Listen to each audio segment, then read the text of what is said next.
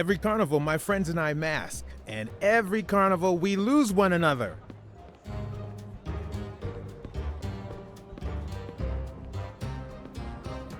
It's calm and relaxing, although not as clean as it could be.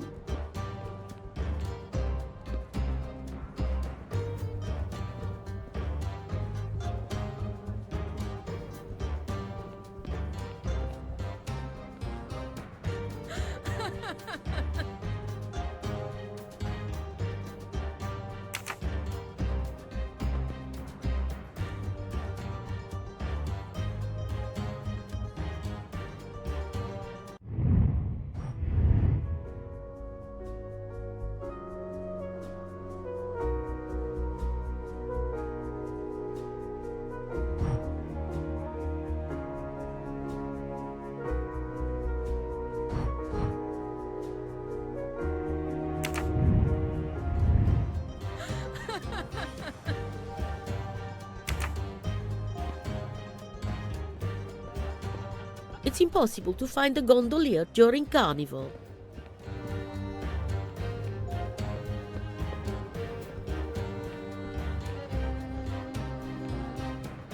Ancora una volta sono dalla parte spagliata del canale per la festa. Sorry, I don't speak Italian.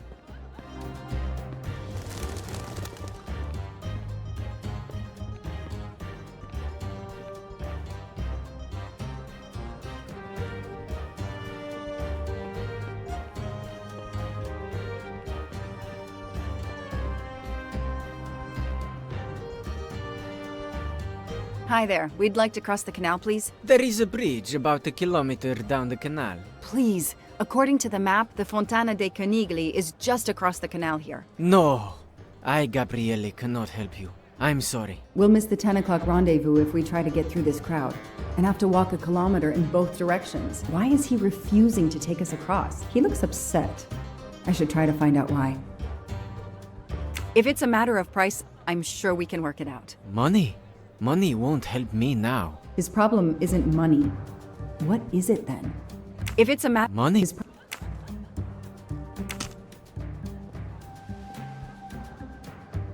Bella Chiara, the beautiful Chiara. A beautiful name for a beautiful gondola.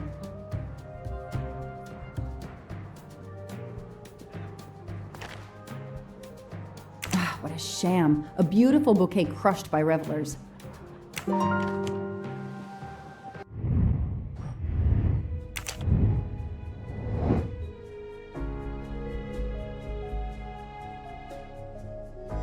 I don't need Mr. Poirot to tell me I'm wrong. Okay.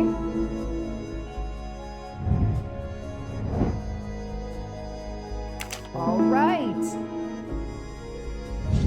That is a great detective.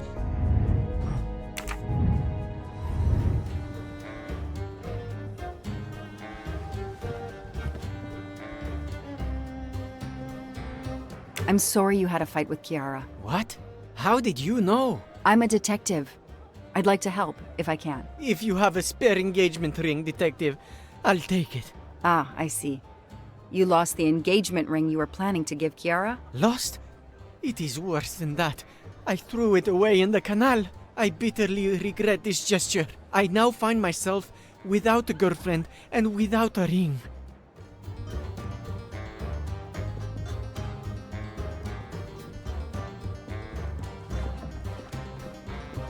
If we find the ring, maybe the gondolier will take us across. You are right. There is not much time. I will help you.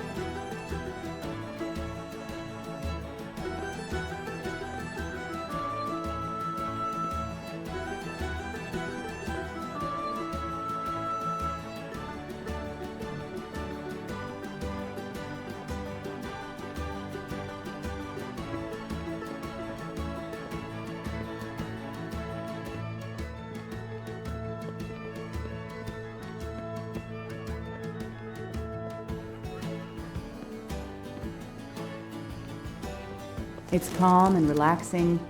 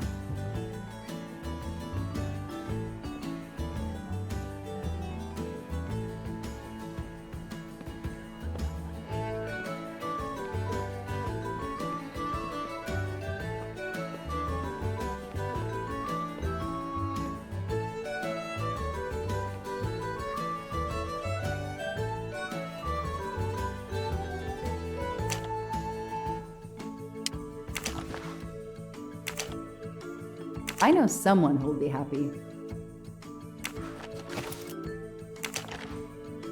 I don't need an empty soda can. There are too many plastic bottles in the world.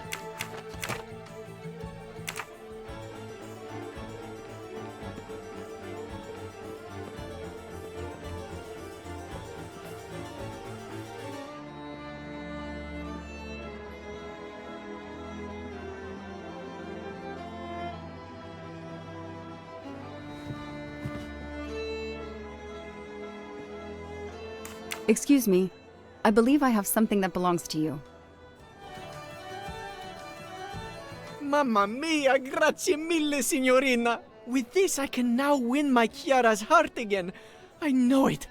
How to thank you? My friend and I need to get to the other side. We have a very important date at the Fontana di Conigli. Ah, yes. The rabbit fountain. Of course, I'll take you across. Then I will call Chiara. Hopefully, she will forgive me. I'm sure she will. Well done, Detective Locke.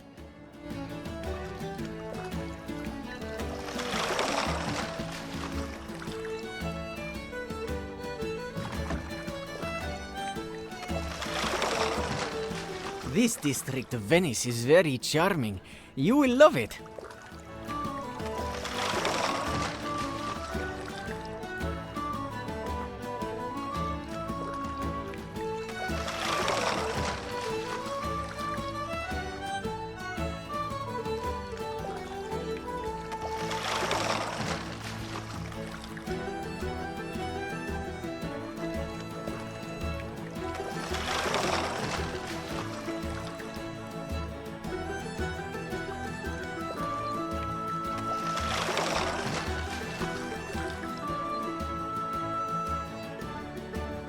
If it's not too much to ask, can you wait for us until we return? Yes, no worries. I can call Chiara from here. To find the fountain, walk along the quay on the left, then cross the bridge and you are there. You cannot miss it. Got it. Thank you. Thank you, Signorina. You have made me the happiest gondolier in Venice.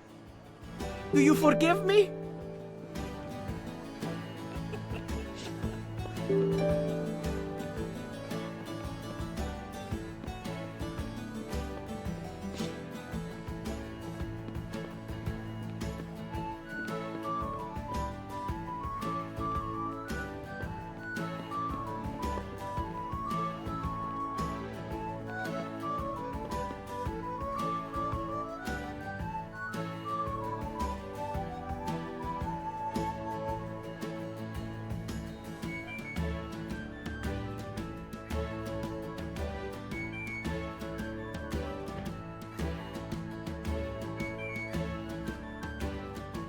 It's 9:55. The right time in the right place. Now AW just needs to show up. You made me run, Detective Locke. Poirot does not run. I'll wait, sitting down.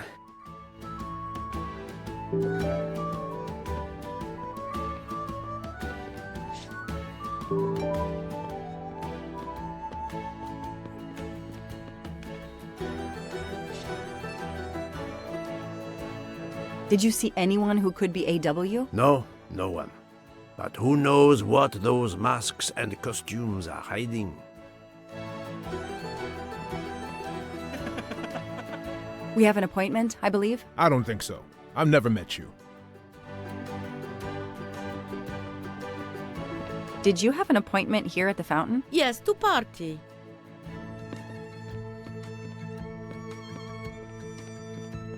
I have an appointment with you, don't I? No, dove la tua maschera?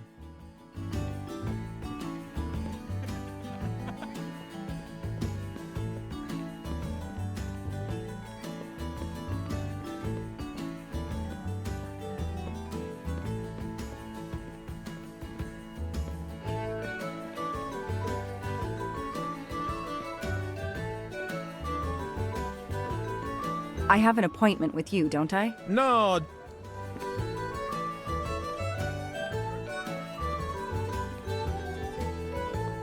We have an appointment, I believe. I don't think so.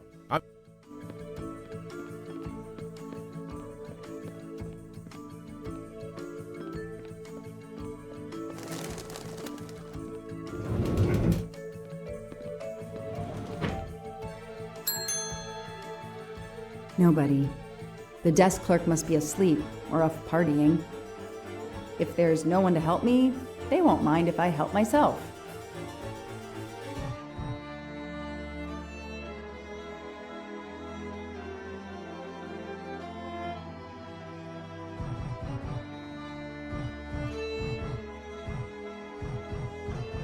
No, that's not it. Aziz Wadi. That's the only name that corresponds to the initials AW. Spacente, non ti ho sentito. Posso aiutarla?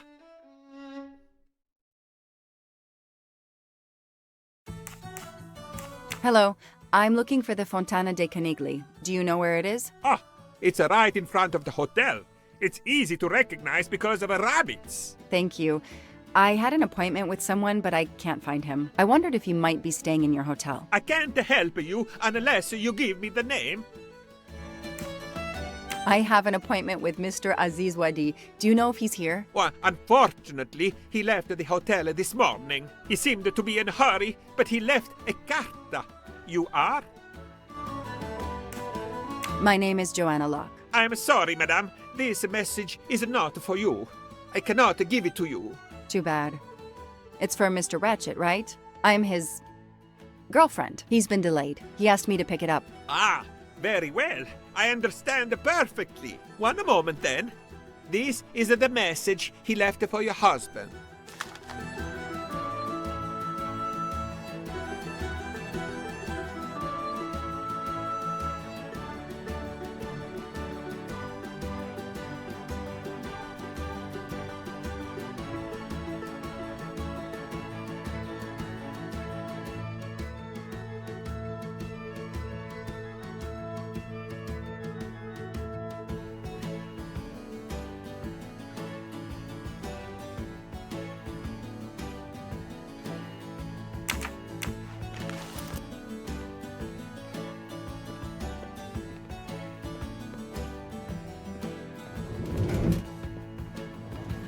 So, mademoiselle, was our mysterious AW here? No, but I managed to get his name, Aziz Wadi, and a letter he wrote for Ratchet. It seems to be a kind of riddle rhyme. Let me see.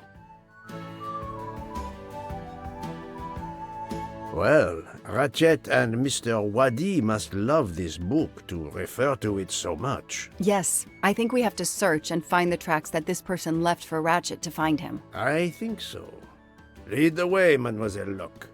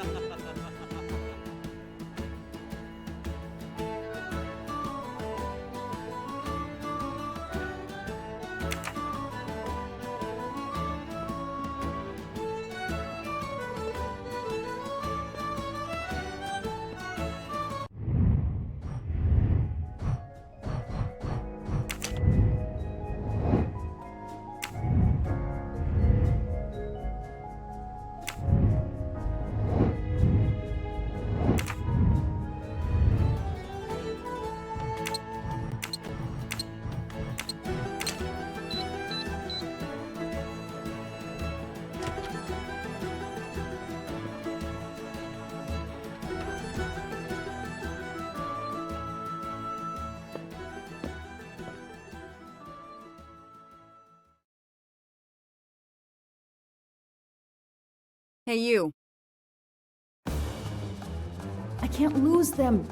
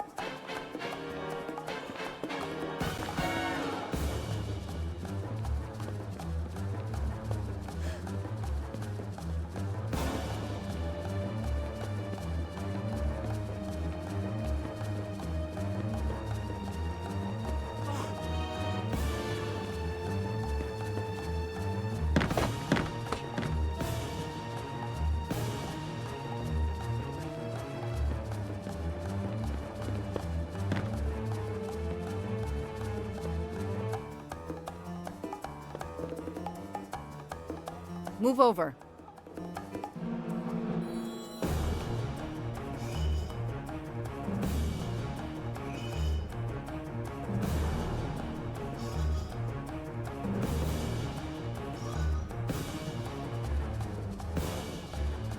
Too many! Too many masks! The murderer could be standing there watching me and laughing.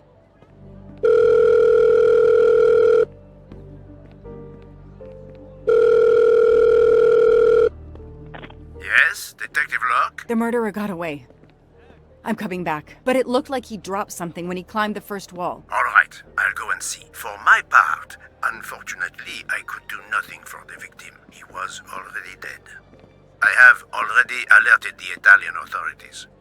I will see what I can find while I wait for them.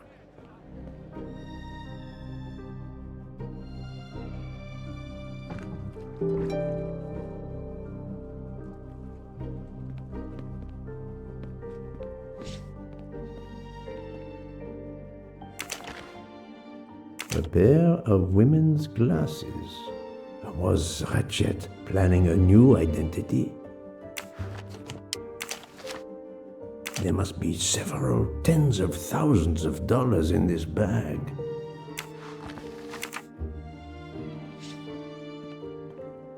The victim was stabbed. Apparently the method of choice in this case.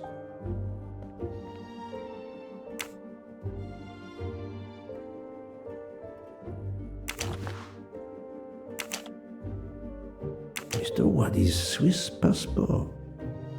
I'll see if I can find a match on the internet to confirm his identity.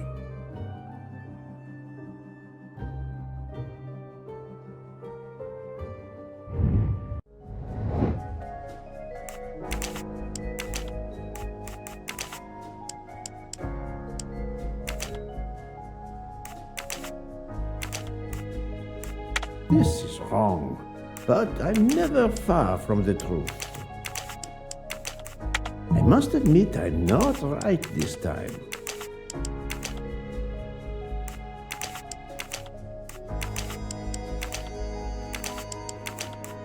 think, Poirot. That is not a good answer.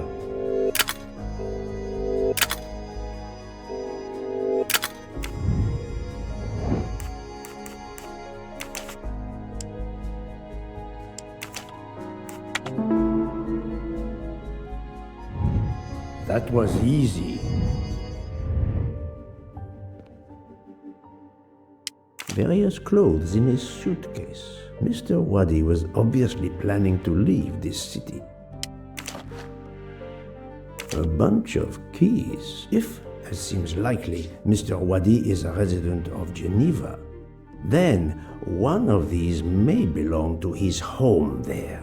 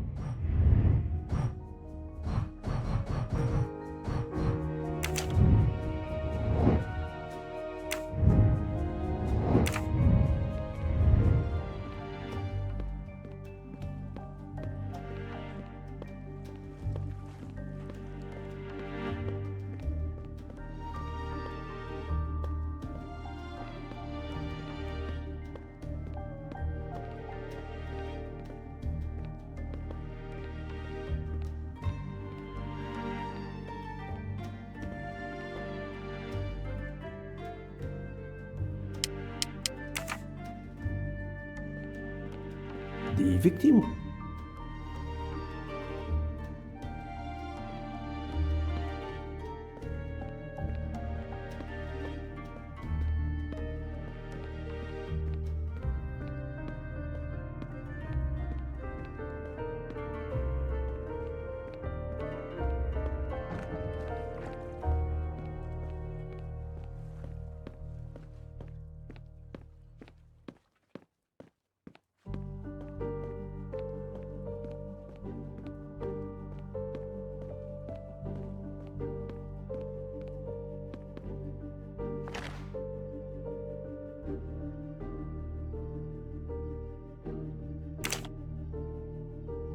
A false passport with Ratchet's picture. Clark?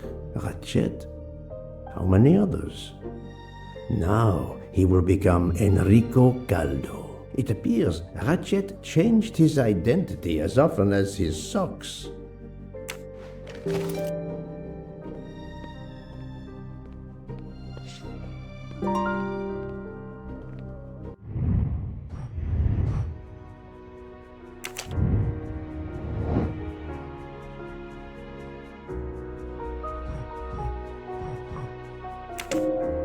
According to the information I have, this is a solid choice.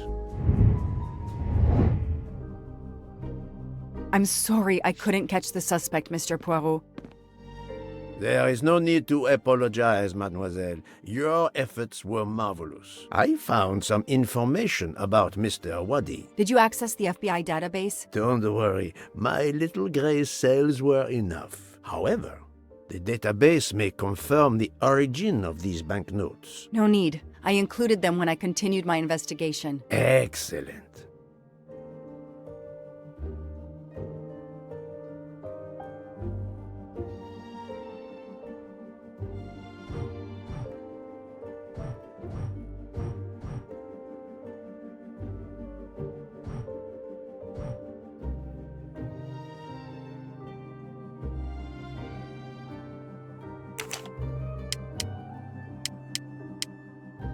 That's it.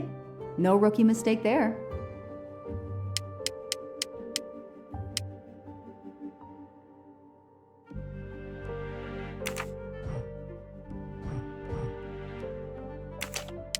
The detective gets it right. Score. 1 for the good guys. Mr. Poirot, it's part of the ransom money from the Armstrong case. You are surprised? I suppose not. So Ratchet had it in an account at the Banque du Lac. It would seem so. He knew the serial numbers on the banknotes could be traced, and he could not spend it, so he stashed it there. But now he's run low, something he didn't count on. He hopes enough time has passed so he can begin to spend the ransom money. There is something else he didn't count on. What's that? He didn't count on you, Detective Locke, and your tenacity. Thank you. But we are still left with a murderer on the loose. But we progress. We know Mr. Wadi had an appointment with Ratchet. He had a bag full of money and a passport with Ratchet's photo, but a new name. What is your opinion about the passport?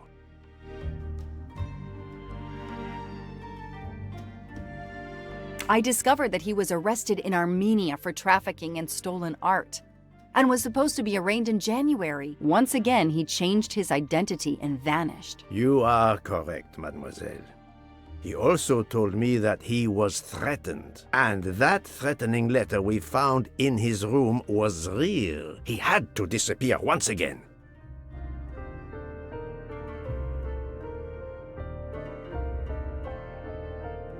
Maybe the killer didn't take the money because we interrupted him. Perhaps, but the bag is not very big.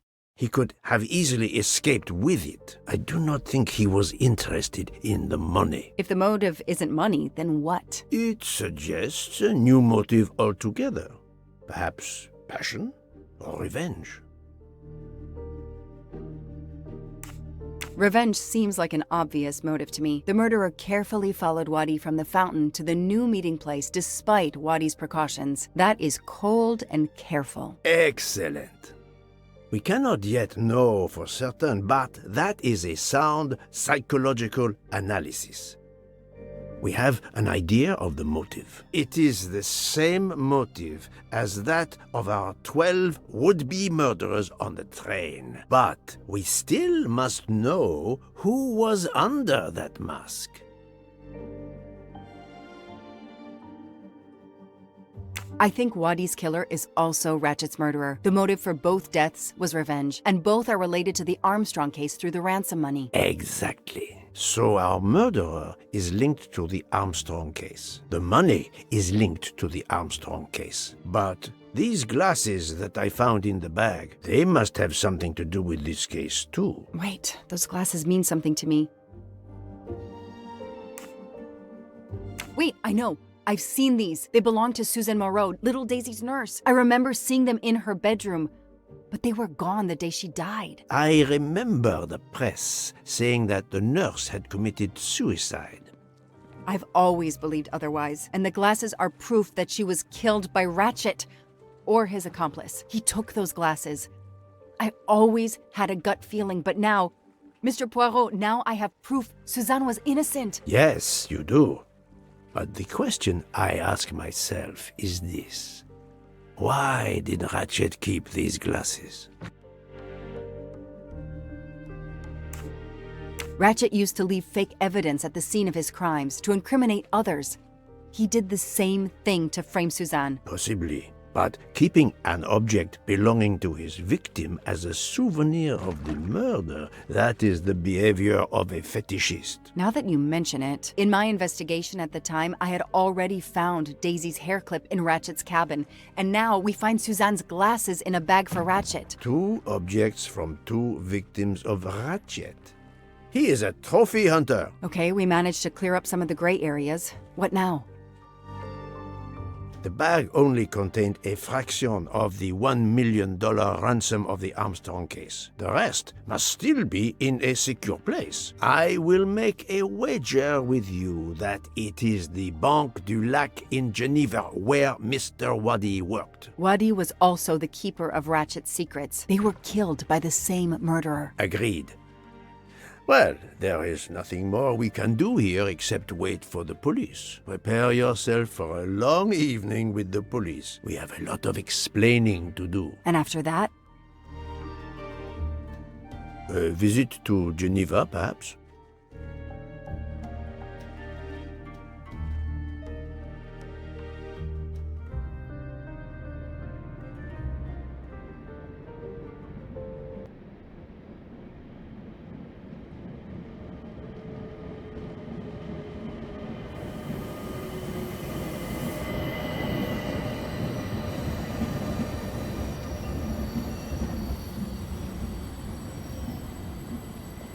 Here you are at last. I was worried about you.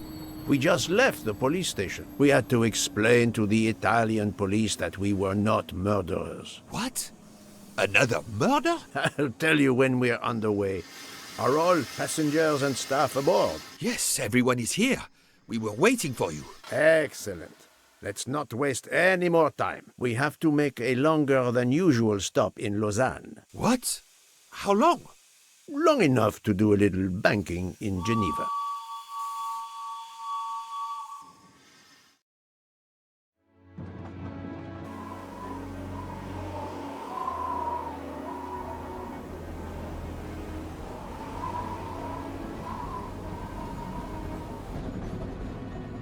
But this is madness.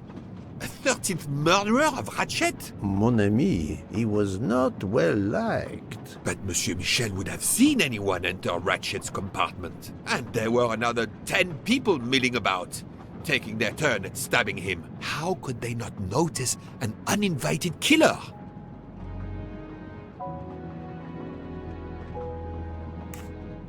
The 13th killer could have acted when Michel was smoking on the platform at Vinkovsky. But even after the train departed, Michel was absent from his post at the end of the corridor several times the night of the murder. I must know where he really was and when.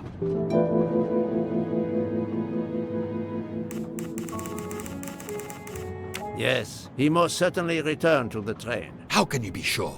It's obvious. I mean, I hope Mr. Poirot agrees. Please continue, Detective Locke.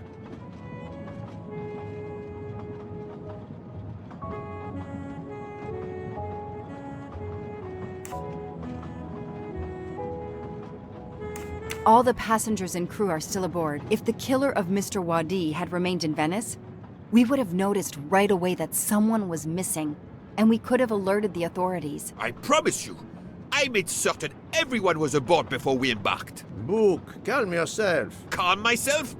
But we're back where we started. There is still another murderer on my train. Wait a moment. Can I change my mind about my verdict? Can we turn everyone over to the police? Everyone? Including ourselves? What? No. No. Oh, it's a nightmare. Let us take it step by step, my friend. We can start by eliminating all of the members of the Ratchet jury.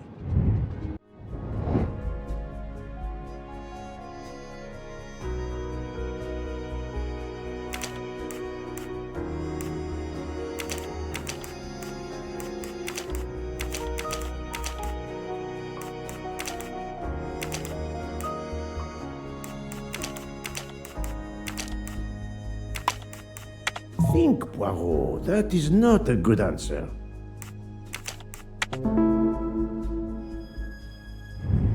That was easy. If we eliminate the 12 jurors, we are left with 7 additional suspects. 7? It's still too many. I agree. We must reduce our list. Excuse my impatience, Poirot. It's as if my beautiful train is cursed. Can you exonerate any of the 7?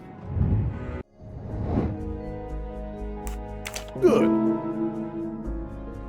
Book worked hard to get me aboard the train. He is definitely not a suspect. Nice. Mademoiselle Locke cannot be a suspect. She pursued Mr. Wadi's murderer. This is wrong, but I'm never far from the truth. It was fantastic. Dr. Constantine alerted me to the 13th stab wound. He is not a suspect. That was easy. I have 4 suspects left who I must now examine more closely. Miss Nielsen, Monsieur Maury, Monsieur Fauché, and Countess Andrény. One of my employees? Suspicious? All 3 got off the train in Venice to restock supplies. Any one of them might have slipped away without being noticed. I suppose. But what of Countess Andreni? You cleared her yourself. She is cleared of the first murder, but we know little of her movements here in Venice, so we still have 4 suspects to interview. Detective Locke? I can't join you, Poirot. My chief saw something on the news about the case and my involvement. He's demanding an explanation. If I want to keep my badge, I have to call him. Then you must do so by all means. I'm sorry. No need to apologize. I understand. I'll make the call from my compartment. If you're looking for me, I'll be there. I hate to say this, Poirot, but I must. There is, of course, one other suspect with a motive for murder. The ransom money. You mean Detective Locke? Then who did she chase? Who killed Aziz? We both saw the masked murderer standing over the body.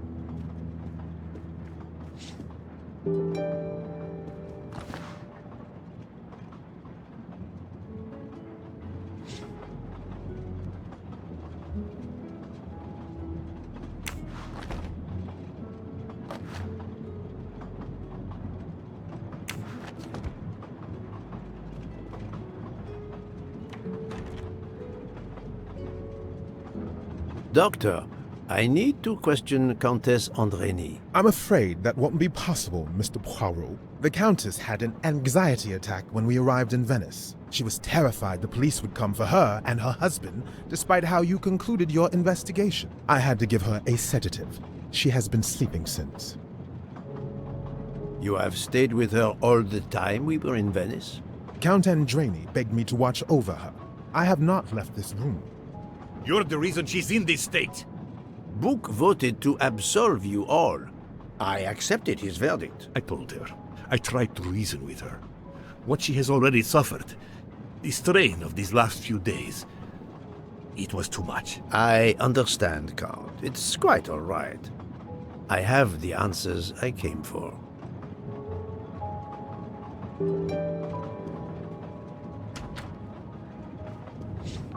Ah, Michel, I have a few more questions to ask you, if you will allow me. Anything, Monsieur Poirot. We are in your debt. Please tell me your movements when we were stopped at Venice Station. Once the compartments were cleaned and the linen refreshed, I stayed in my quarters. Did you notice anything special? Comings and goings? Monsieur Bouc had asked everyone to stay in their compartments. I would occasionally walk the train to ensure everyone was comfortable. Oh, I saw Monsieur Maury was all alone loading his crates of provisions. A great chef like that, reduced to petty labor, I would have helped him. But Monsieur Bouc had ordered me not to leave the train for any reason. So, Monsieur Maury was forced to labor alone. Let us review the actual timeline of the night of Ratchet's murder, not the one manufactured to hide your crime. I left the train in Minkowski for a smoke. Then I resumed my post. That was the truth. The train departed on schedule. But then, of course, an avalanche of snow blocked the tracks. At 12:45, Madame Hubbard and I met in her compartment to discuss how to adapt our plan. Due to the snow and Poirot. The little play we had staged for you had to be rewritten. I left her compartment at approximately 1:15. Then the curtain went up. Calls in the night, the red kimono, all for my benefit. And all for nothing, as it turned out. Do not blame yourself, Michel. I am the theater critic no playwright wants to see in the audience.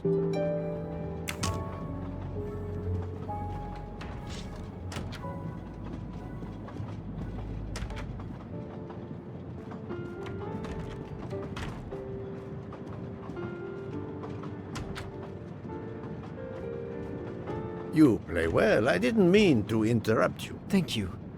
Many years of piano lessons thanks to my mother. I try to play in a few clubs in Paris when I get the chance, but as you can see, it hasn't made me rich. What can I do for you? Conversation only. Tell me about your time in Venice. I had Monsieur Book's permission to see my sister. She lives in Marghera, just outside of Venice. She had a baby a few weeks ago. This was my first chance to meet my new nephew. Monsieur Book gave you permission? Yes, you can ask him. Most assuredly, I will. What time did you leave and when did you return? I left around 9:10 p.m. I was back by 10:45 p.m. When I got back, Hotaru was in a lot of pain. I gave him a back massage. That would have been enough time to kill Monsieur Wadi and return to the train. May I see your knives? Of course, they are here. If you don't mind. Help yourself. They are under the bar counter. Tell me again about your poker game the night of the murder. It's a regular game to help relax after a long day. Let's see, we started around 11 p.m. We took a short break in Vinkovsky, Hotaru, Pierre, and I. The game finished up around 2 a.m. We'd all had quite a bit to drink. Ah, yes, I left for about 10 minutes to refrigerate champagne for the next day. That must have been around 1 a.m.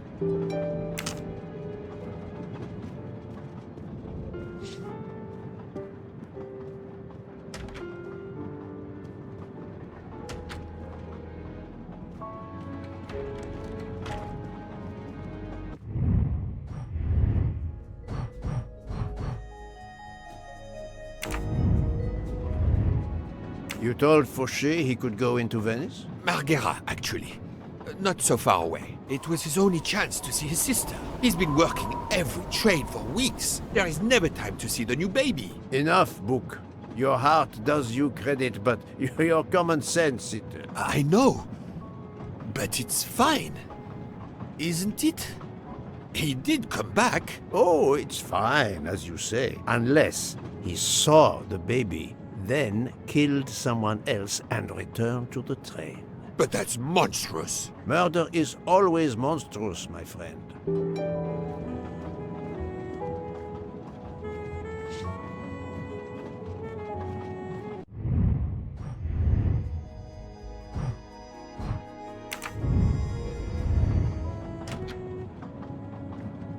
Good evening, Monsieur Maury. May I have a moment of your time? I have a few questions to ask you. Of course! As long as you don't mind if dinner is ruined. I promise to be as brief as possible.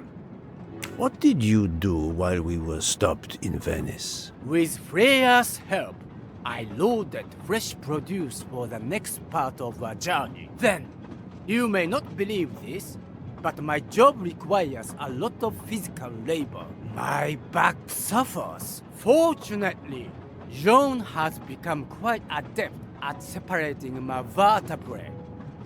As you may know, I have solved the murder of Monsieur Ratchet.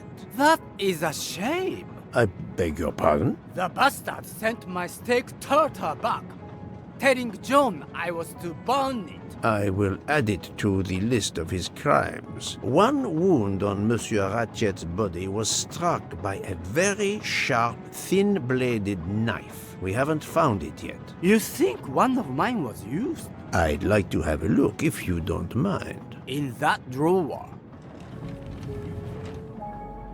An impressive set of knives, but their blades are too wide to have been used for the crime. Tell me about your poker game the night of the murder. We started around 11 p.m. When John finished his shift. We played until around 2 a.m. From what I remember, it's a bit vague. You played without a break. Actually, we did break once for a smoke. John, Pierre, and I. When we stopped in Vinkovsky. When was that? Around midnight?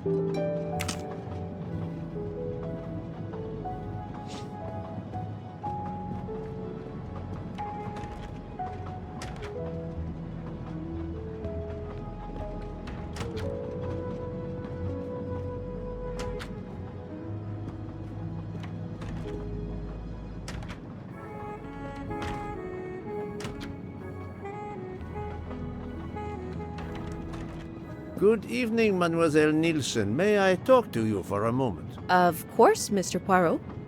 I'm not going to bed right away.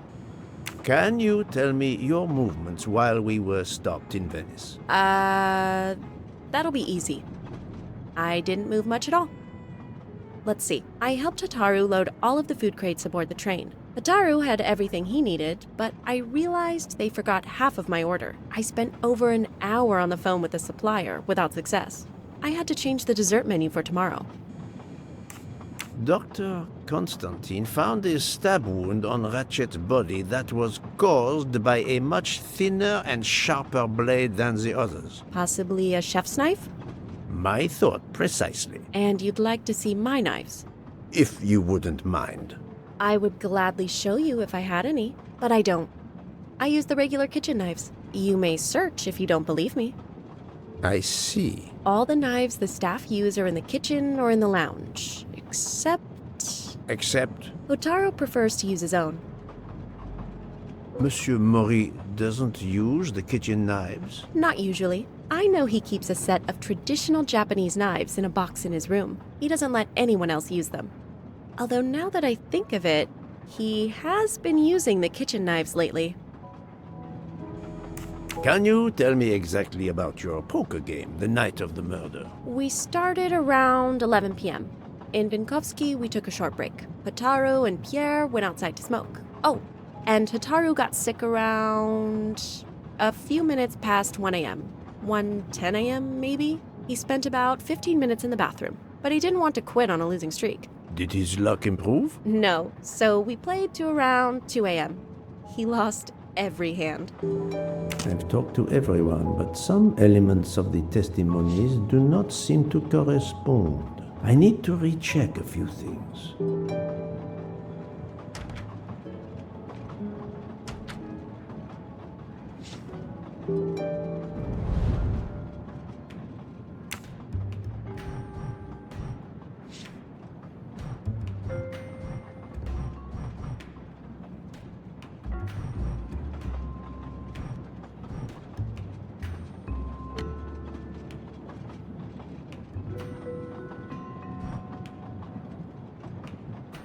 It's still locked. I need to move the...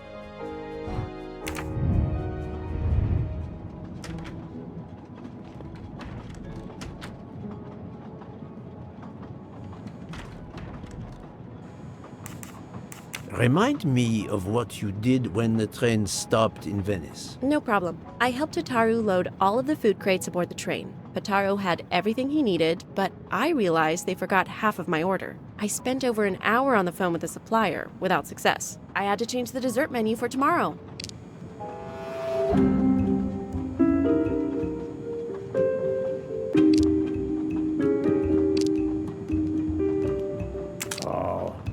The truth cannot hide from Poirot forever. Mademoiselle, I believe you're hiding the truth from me. What makes you say that?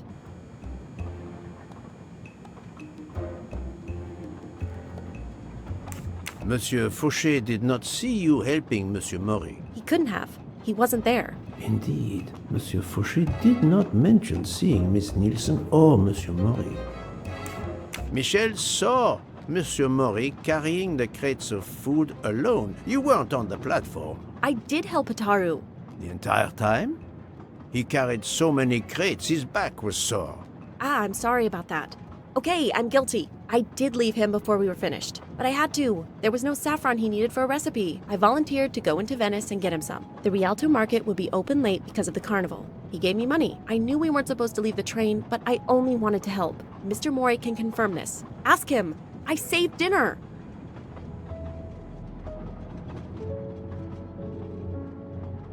On behalf of my palate, I thank you.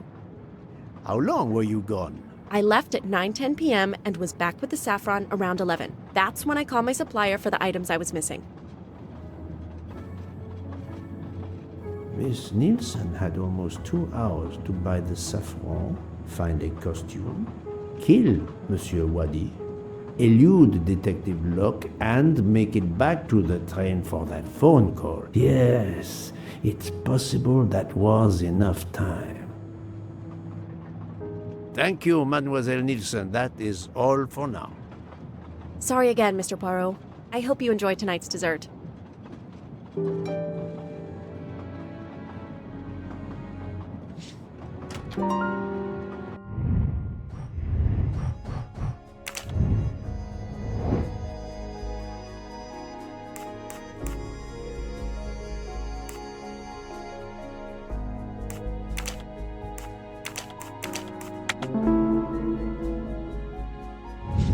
I'm right again.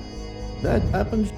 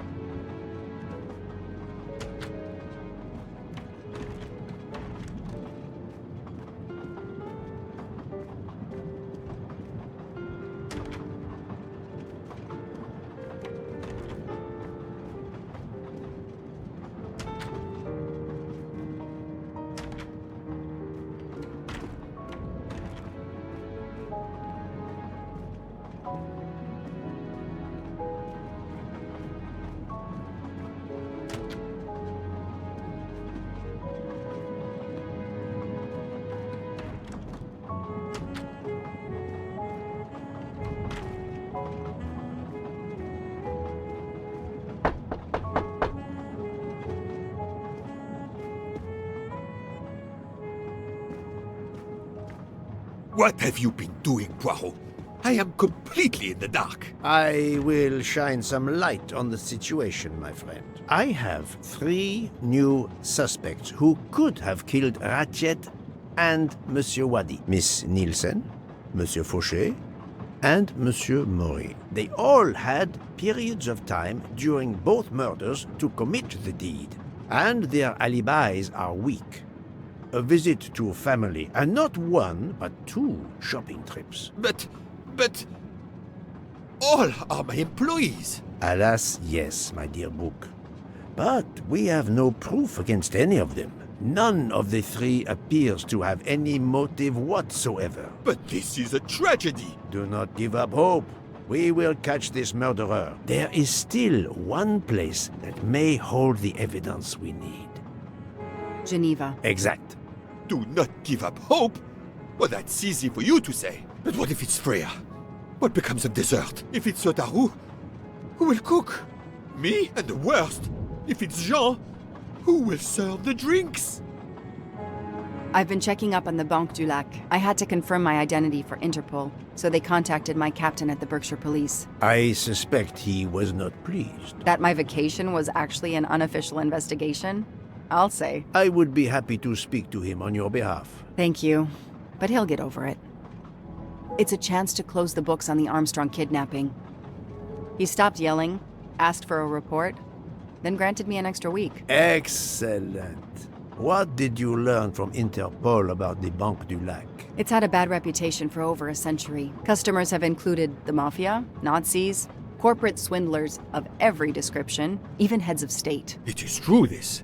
It is the worst kept secret in banking. They take advantage of the bank's strict policy of protecting the anonymity of its clients. This is in defiance of many laws from multiple countries, including Switzerland itself. Of course, I have never taken advantage of such a corrupt system. that goes without saying, my friend. There are ongoing investigations, subpoenas, court orders. The bank will eventually have to comply, or its assets may be seized. But until then, it still thrives, thanks to its wealthy and powerful clients. It sounds perfect for the late Monsieur Ratchet. Do you have any ideas? The serial numbers from some of the bills match those from the Armstrong kidnapping. We agreed in Venice that the bulk of the money must still be physically in the bank's vault. I concur, Detective Locke. Exemplary work. So, our next task is clear. We need to get into Ratchet's safety deposit box. There'll be codes, passwords. And Monsieur Wadi would, of course, have known them all. The bag of money he carried is proof of that. We'll need to find information about Ratchet's box in Wadi's office at the bank. Most assuredly, but remember the secrecy involved. I doubt his office will contain all we need. Where else must we dig?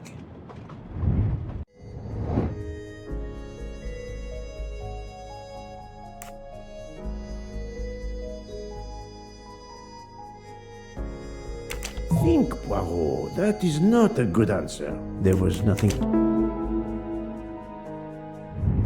That's the right answer.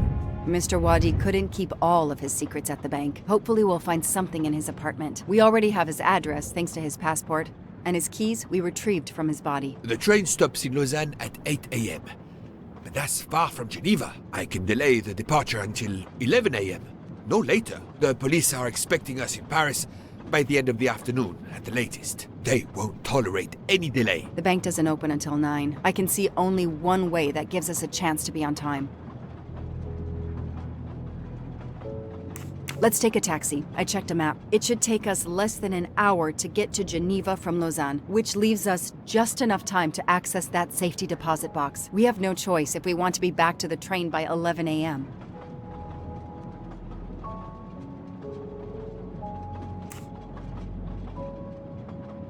We could search the apartment and the office together, but we won't have enough time. Better to separate.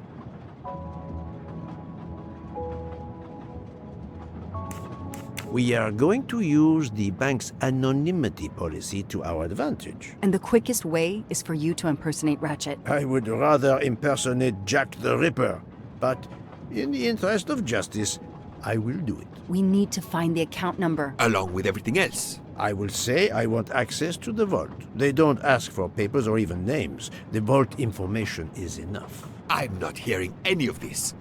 I run a train company. I don't rob banks. Perfect. Let's recap the plan.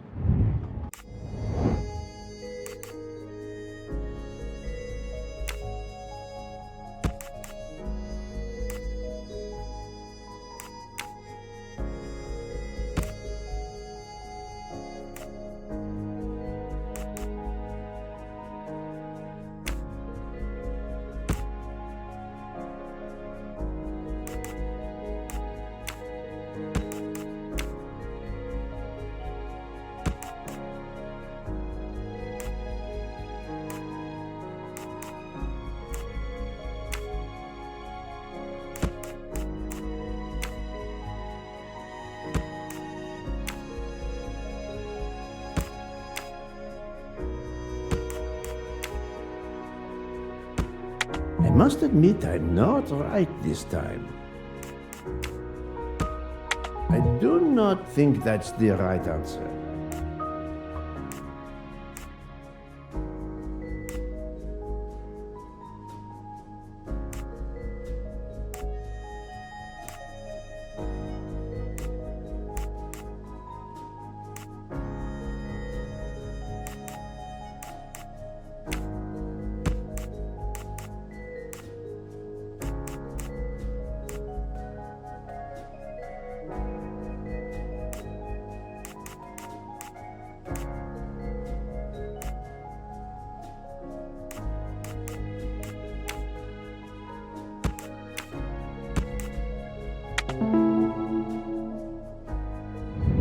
I'm right again.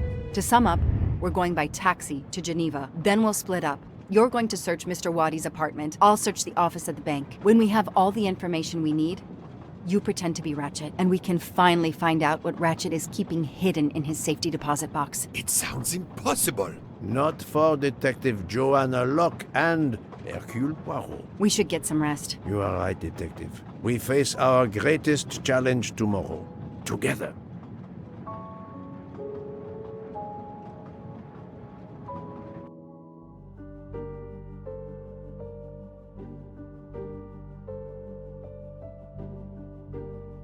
Nine o'clock. Our driver did well. It took barely an hour to get here from Lausanne. But we must conclude our business in 1 hour as well. Book can only hold the train until 11 o'clock. 1 hour to find the key of Ratchet Safety deposit box, the box number, and its passcode. A lot to ask. Indeed, which is why we must split our forces. I will take the cab to Monsieur Wadi's address. You must search his office. I have you on speed dial. And thank you, Mr. Poirot. For what, mademoiselle? For trusting me.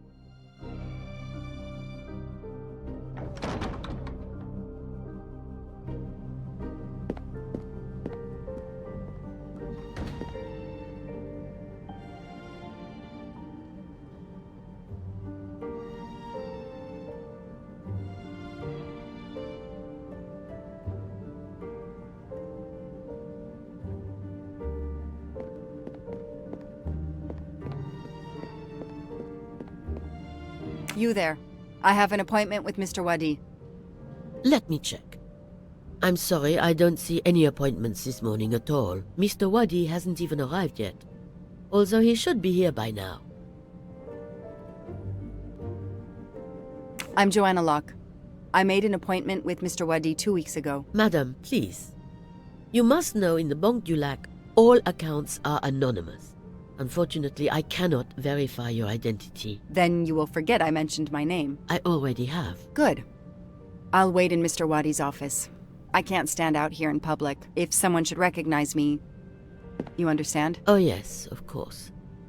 I'm sure Mr. Wadi will be here shortly. I can send him right in when he arrives. His office is this way.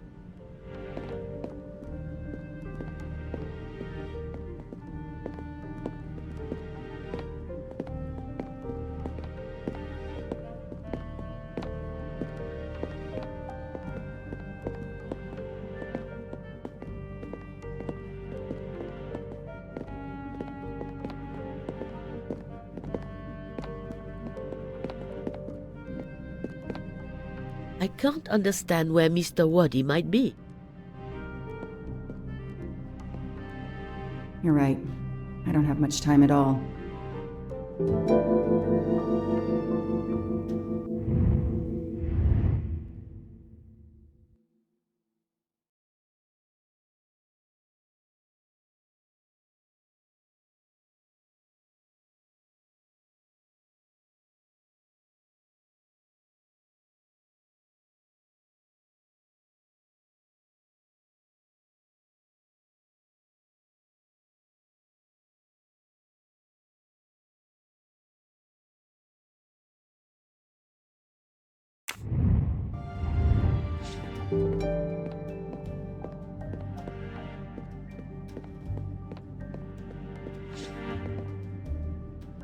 Alice in Wonderland, again. Mr. Wadi seems to have really liked this book.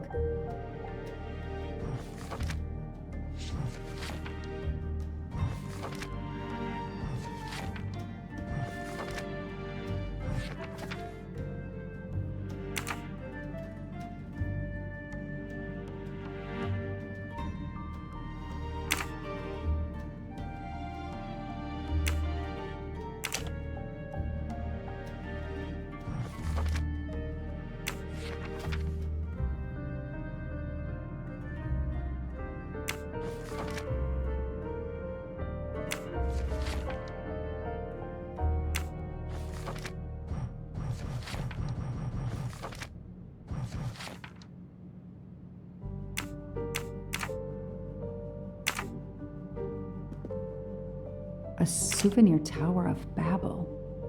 Makes sense. We know that Mr. Wadi is from Iraq, and the ancient tower is said to have been built there.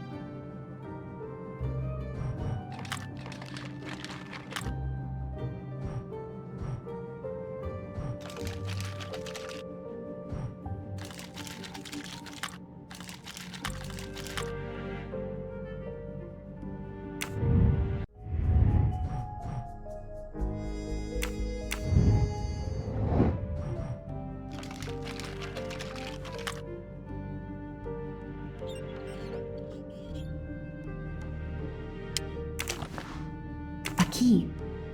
I wonder if it will fit the desk drawer.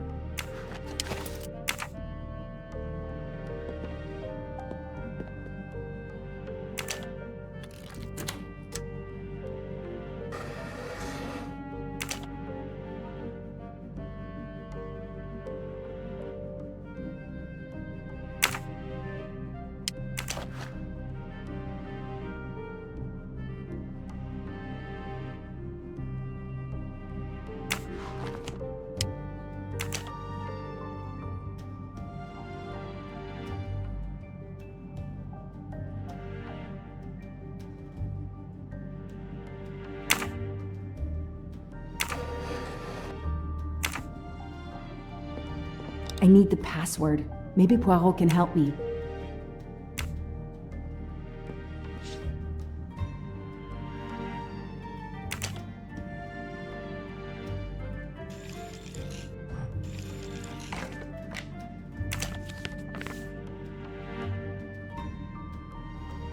I'm taking a picture of it. I'll send it to Poirot. It might be useful to him.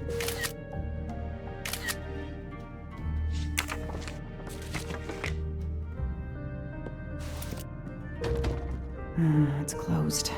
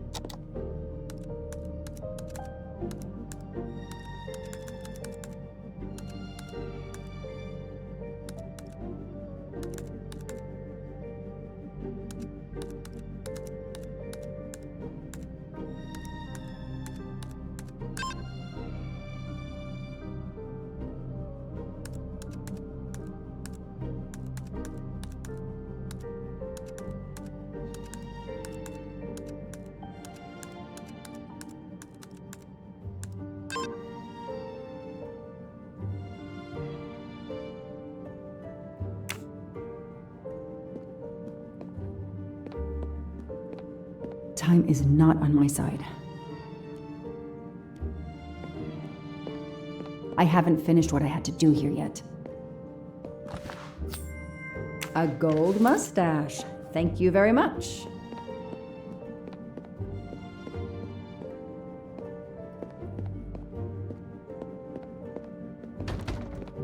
It's closed.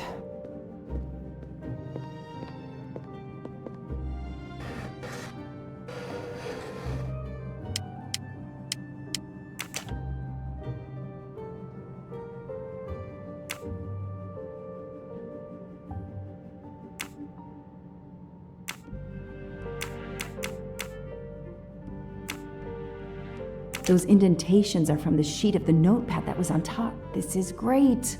All those mystery movies I watched as a kid. I know what to do.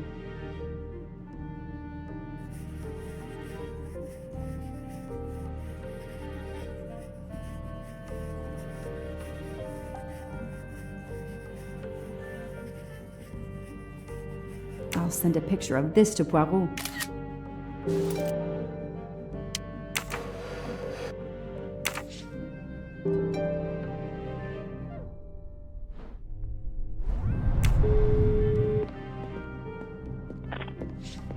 I managed to get into Wadi's office. I did a quick preliminary search. Everything is locked, including his computer. All I could find was a photo with a date on it. I just sent it to you. Maybe you can use it. Thank you. That might help. I've just arrived at the apartment. I'll call you when I find something. As quick as you can. I can't stay here long. I sent you a photo of doodles I found on a notepad. I hope it can help you. I hope so as well.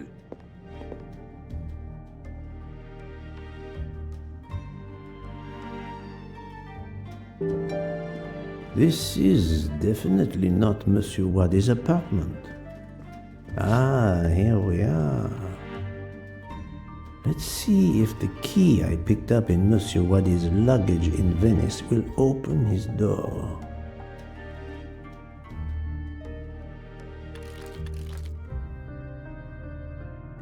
Great.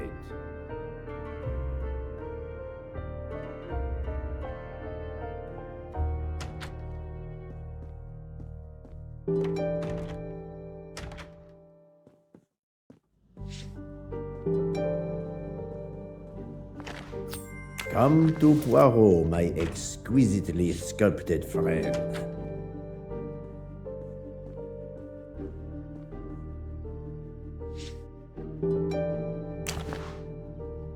A dart, a familiar projectile found in any pub in England.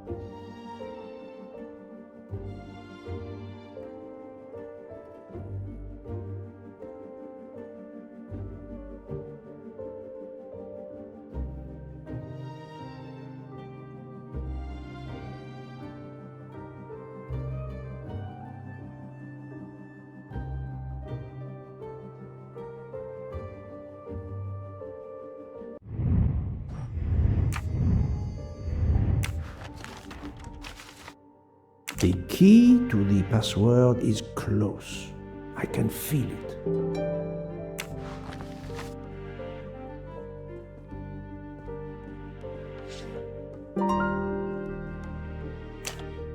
That may be useful to Mademoiselle Locke or me.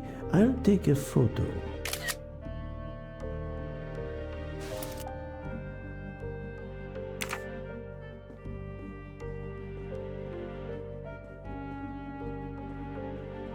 I think this belongs here.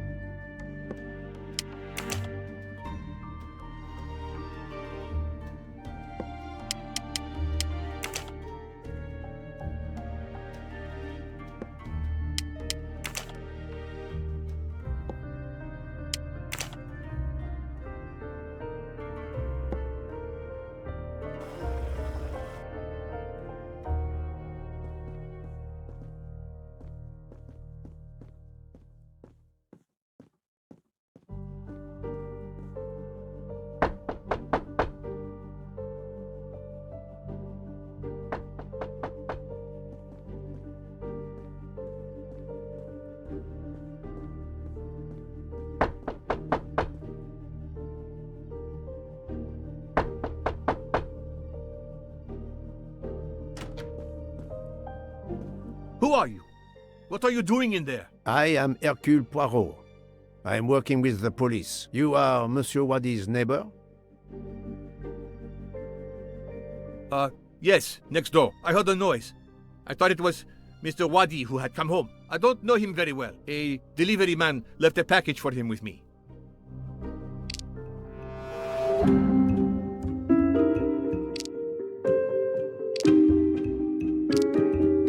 I need some hard evidence to prove he's lying. I see nothing to prove he's lying. You don't know your neighbor very well. Yes, what of it?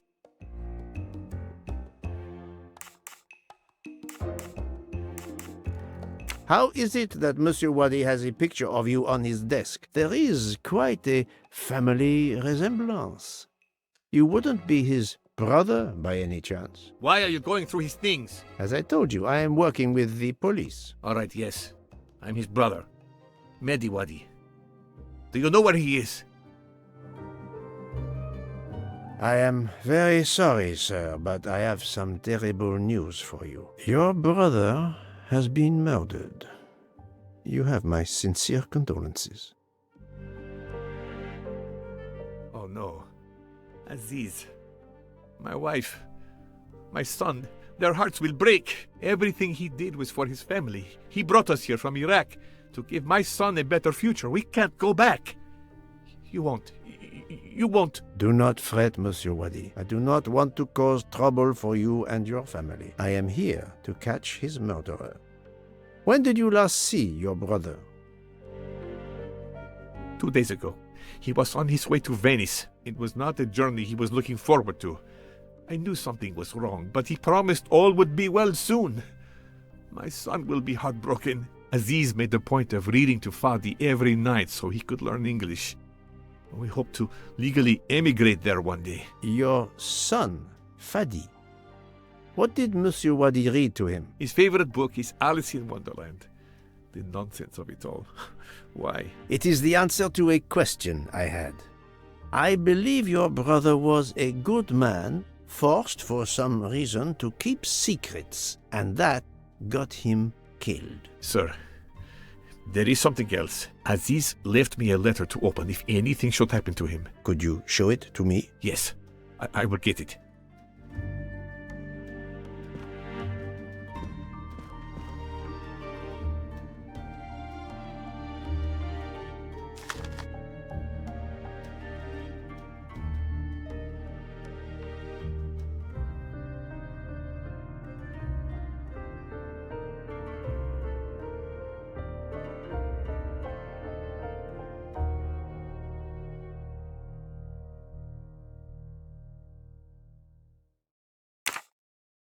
It all makes sense. It's horrific. But to Ratchet, it would be just business as usual. At least I have Ratchet's account number, 82664. Thank you for giving me this letter. Let me assure you, the man Ratchet cannot harm you. He was killed before your brother was. Really? Who did it? The one you say hunted Ratchet? Yes, without a doubt. I promise you I will find them. Sir, we have no papers. The police... Your secret is safe with me, monsieur. Thank you. Thank you, sir. Now, I must go to my wife and son. Tonight, I will read to Fadi from Alice in Wonderland, and we will remember my brother.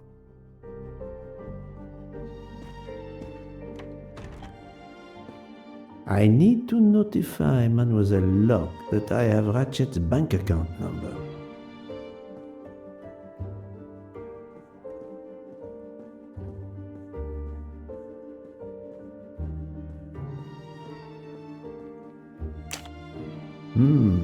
A bizarre endgame to be sure, but I suspect checkmate is possible for white in 3 moves. Let's see.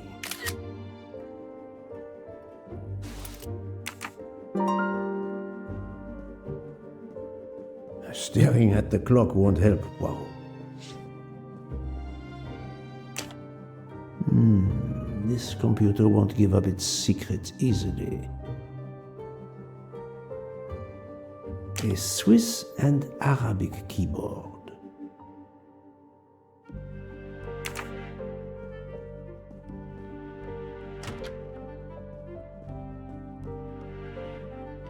Staring at the clock won't help. Wow.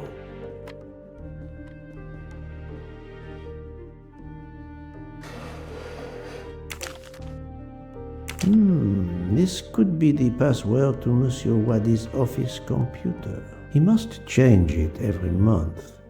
It seems to have a logical sequence, but I need to find the one for December.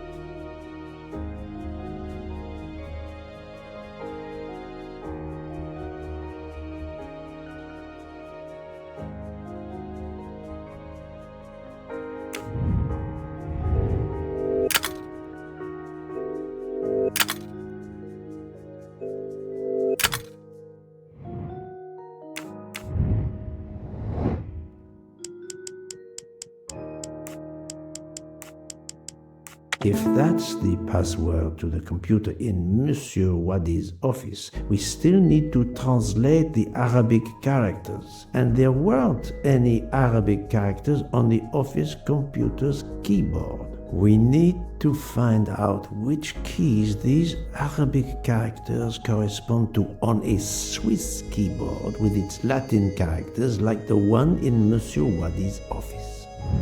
My little gray cells did.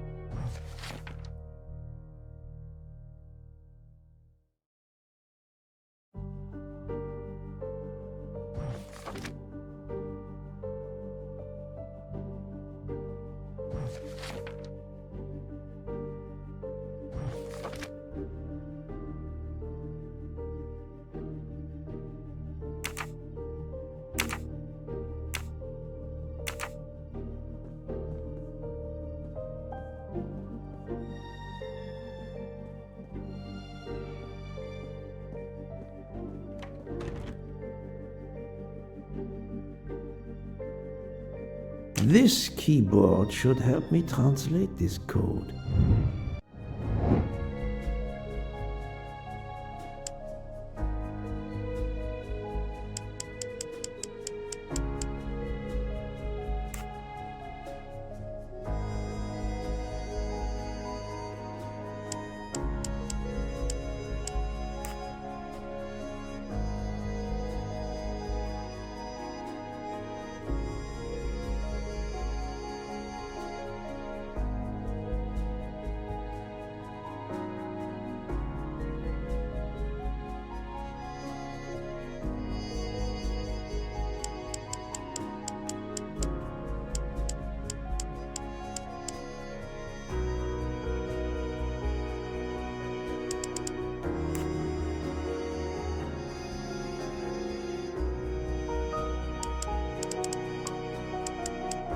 Arabic is read from right to left, so the password must surely be read that way too.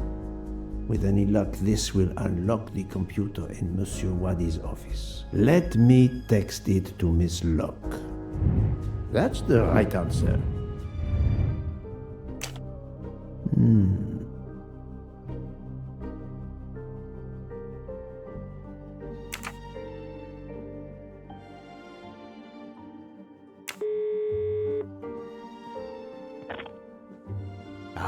The peculiar habit some people have of displaying things on the door of their refrigerator.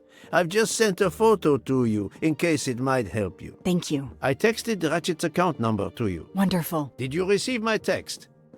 This must be the password to Mr. Wadi's computer. I have it. Thank you.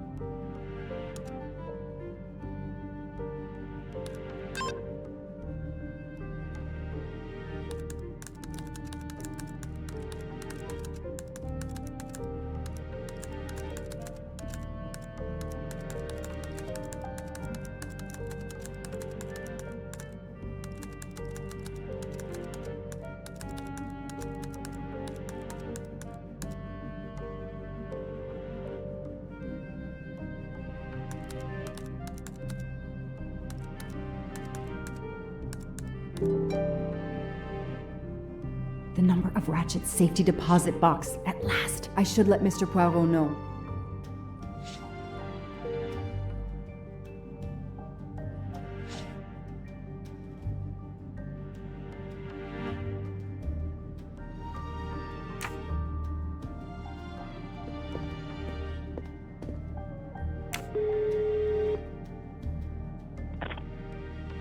I was able to access Mr. Wadi's computer. I have Ratchet's safety deposit box number. Excellent.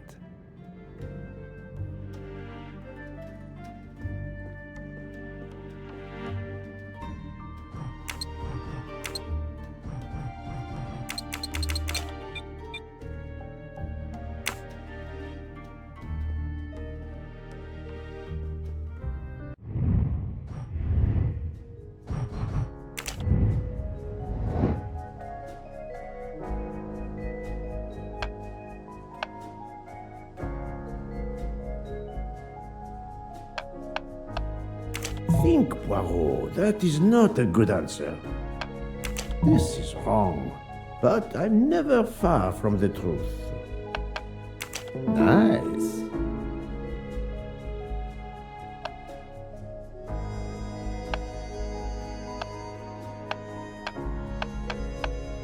Think, Poirot. That is not a good answer. Brilliant.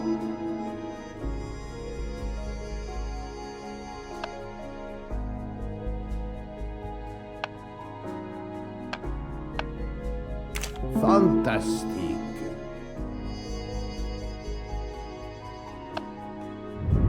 That's the right answer.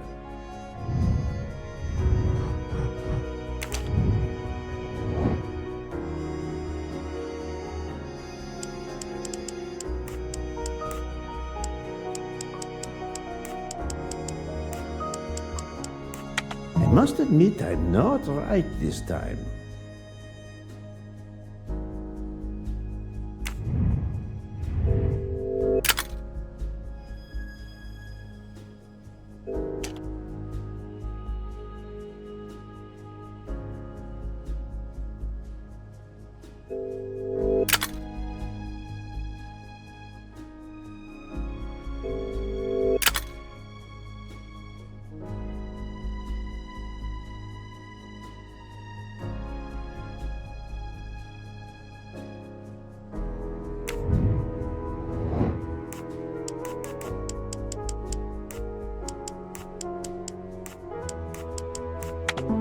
Ratchet's password. Here it is. Et voilà.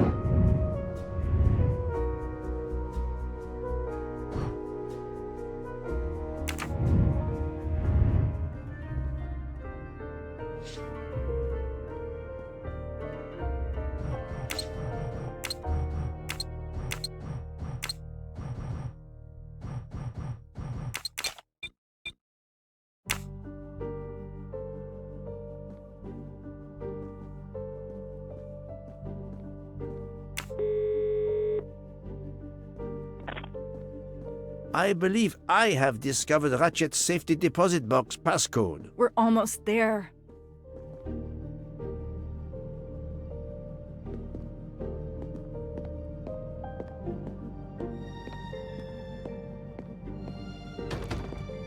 It's closed.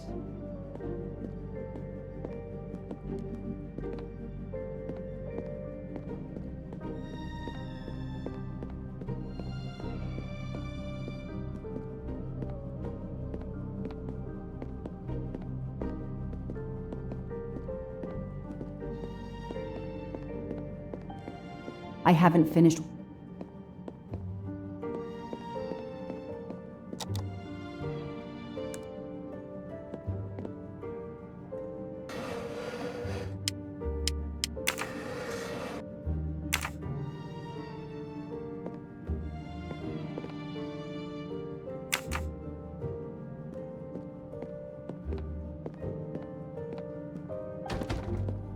It's closed.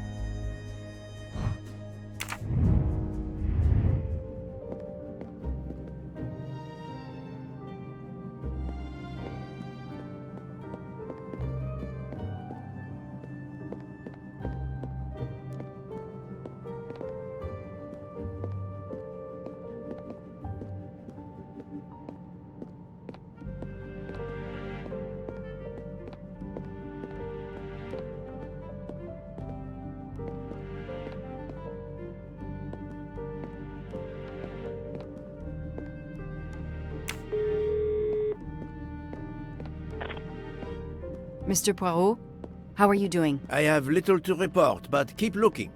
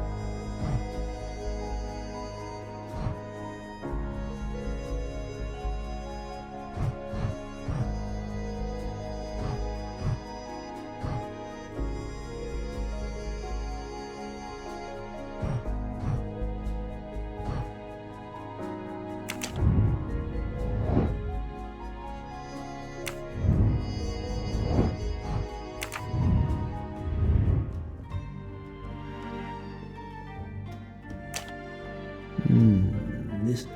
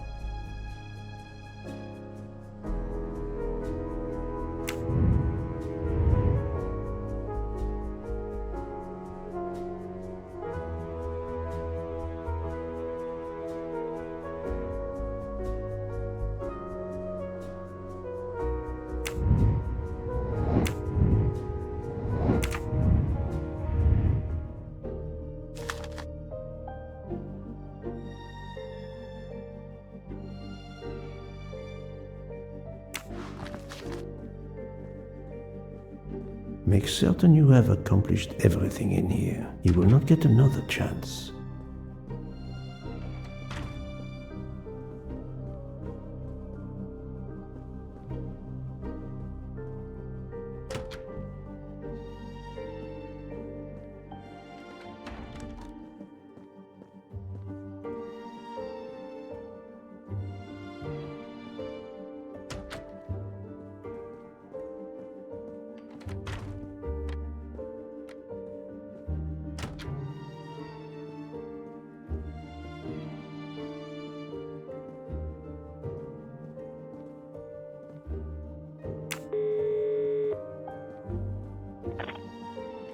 Mademoiselle Locke, how far along are you? Still not very far, but I'm not giving up.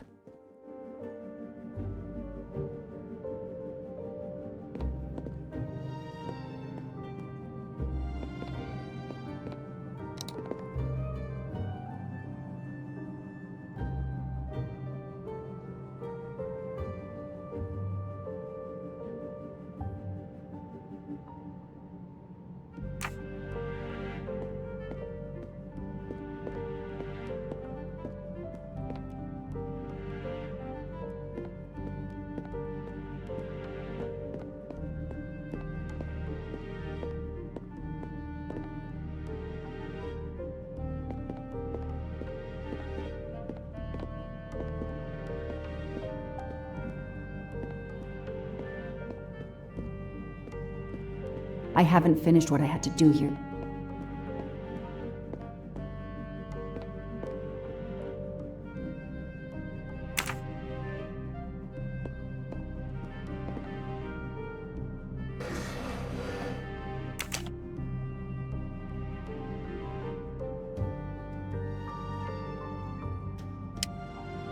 Those indentations are from the sheet of the notepad that was on top. This is great. All those mystery movies I watched as a kid.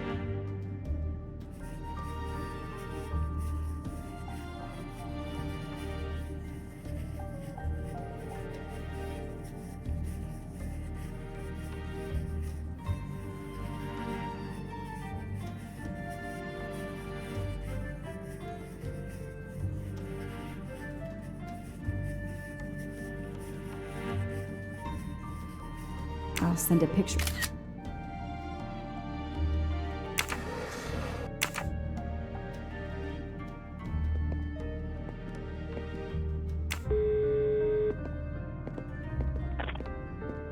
Mr. Poirot, how are you? I have...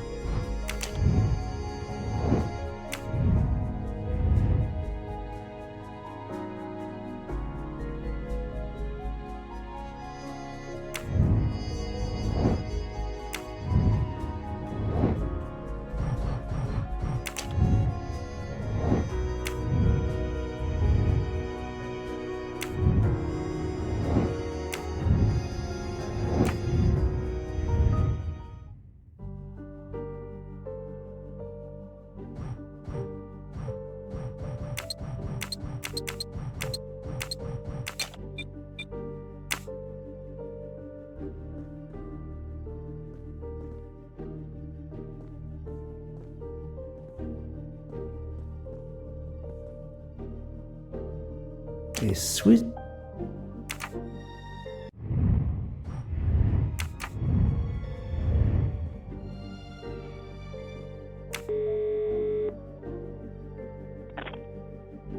Mademoiselle... Still.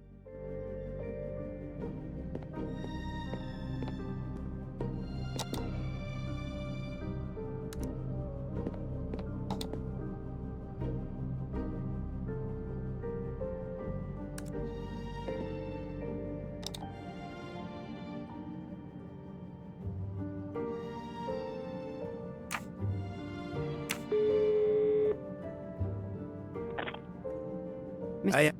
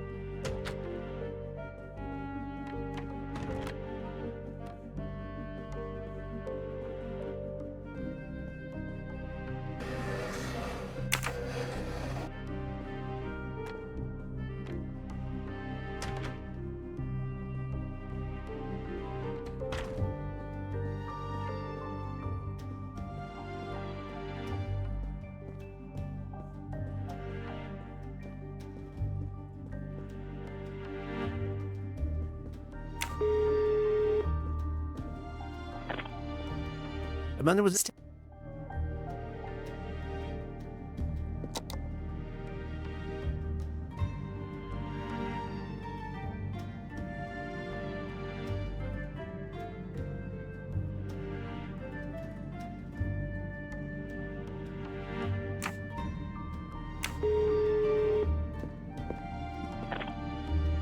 Mr.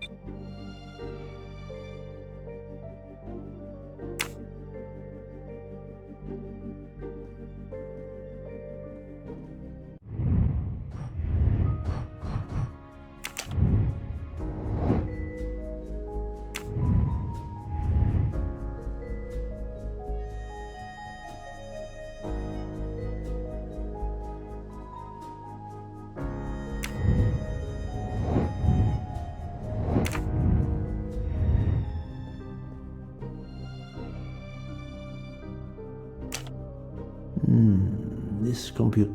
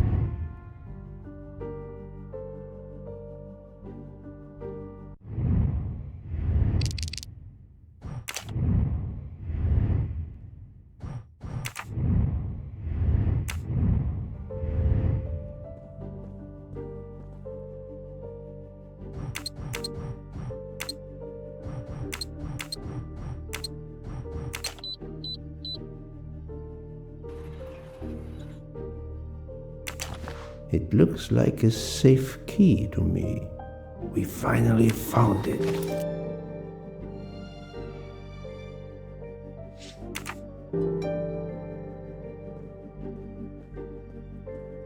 Make certain you have accomplished everything in here. You will not get another chance.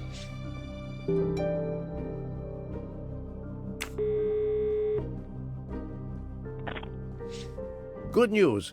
I have found the key to Ratchet's safe. Perfect. We're running out of time. Do we have everything? I have the key to the safety deposit box. I have the number of the box. And we have the passcode. I'm on my way. Time to rob a bank. Sorry to keep you waiting. I haven't heard from Monsieur Waddy. You'll have to reschedule with him. This is quite annoying. I'll have to reschedule. Absolutely. I hope I have been of service. You have no idea.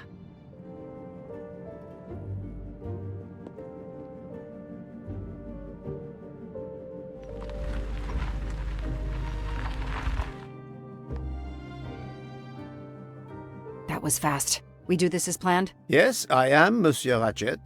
But with the bank's questionable policy, I do not expect anyone to ask. Right. Absolute secrecy regarding their clients. The last Swiss bank of its kind.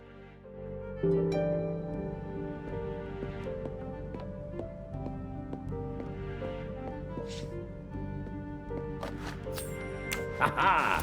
Golden moustache.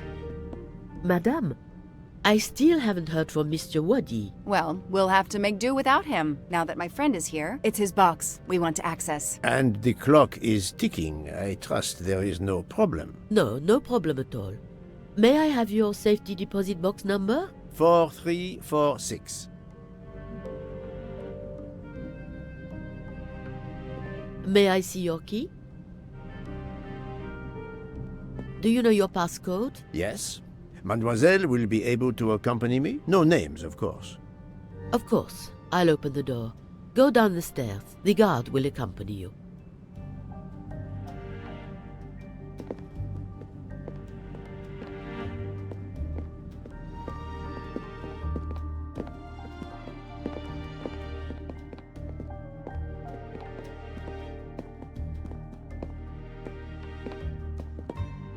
Please leave your personal belongings in this bin and then go through the portal.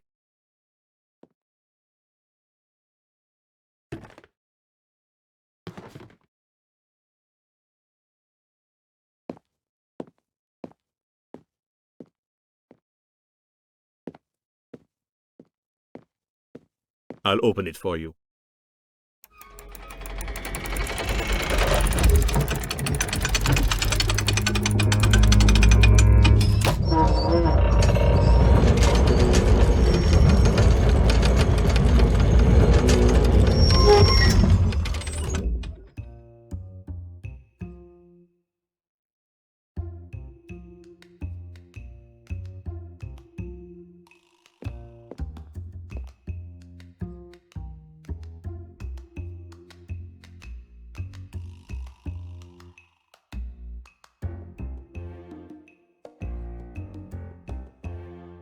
No, it's not this safety deposit box.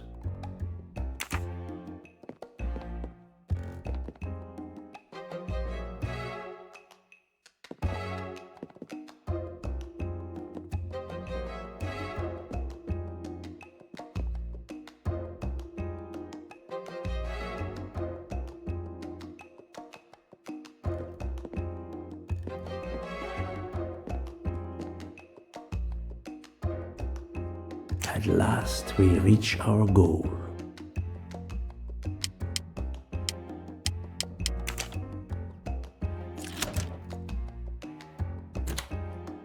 Now I will insert my key, if you allow. Thank you.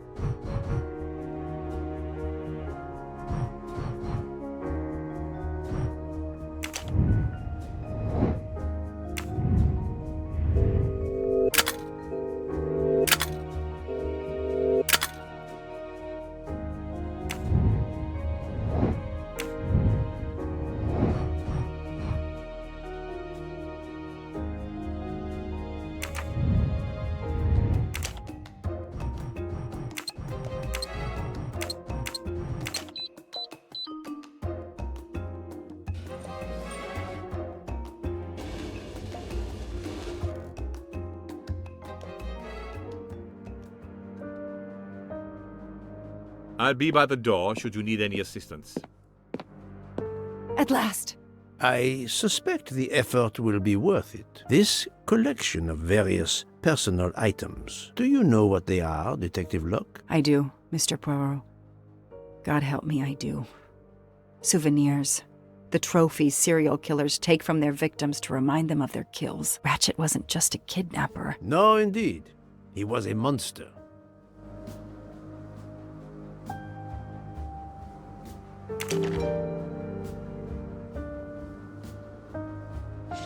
Another victim.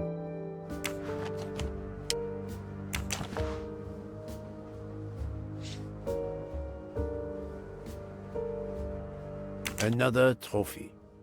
A woman. We may never know her name. You were lucky, mademoiselle, when you met him at that cabin in the forest, alone. How many victims do you think Wretched had? Too many.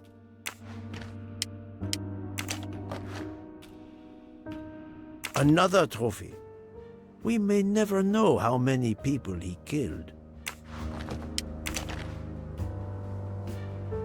For every soul Ratchet claimed, even more are suffering. Diamonds. A fortune.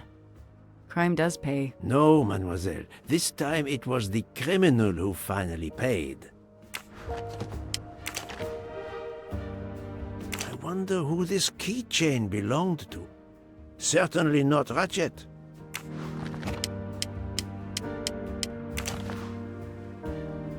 MC. The real journalist Michael Clark. Ratchet would have needed to kill him to assume his identity. He took this ring as his trophy.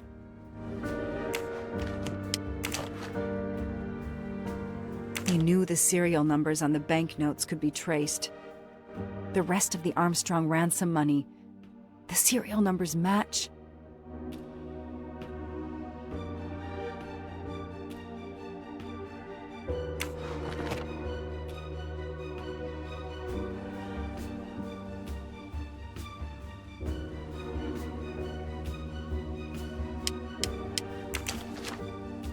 The one on the left. Ratchet. Whoever he is with, their friendship seems over. The build. The hair. It could be Noah, his partner in Daisy's kidnapping. It appears they had a falling out.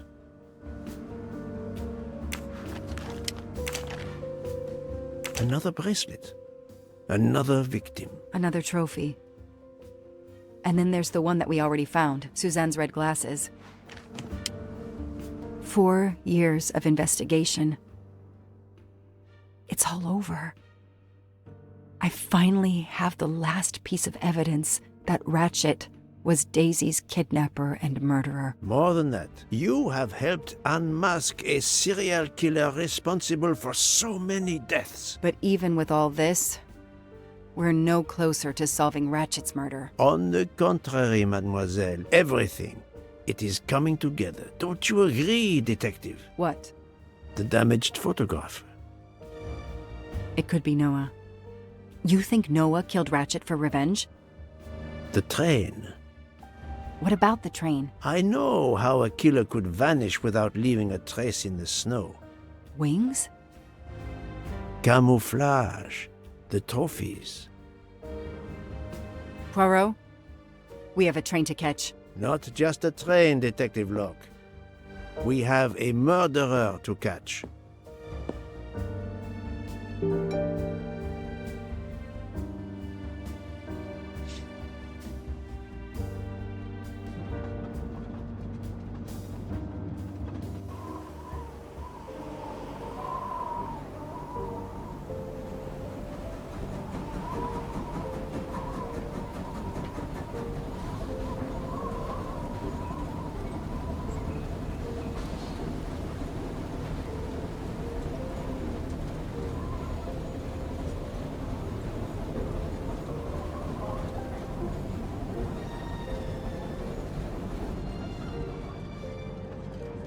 Poirot, enough! You have kept us in suspense ever since we left Lausanne. Forgive me, my friend.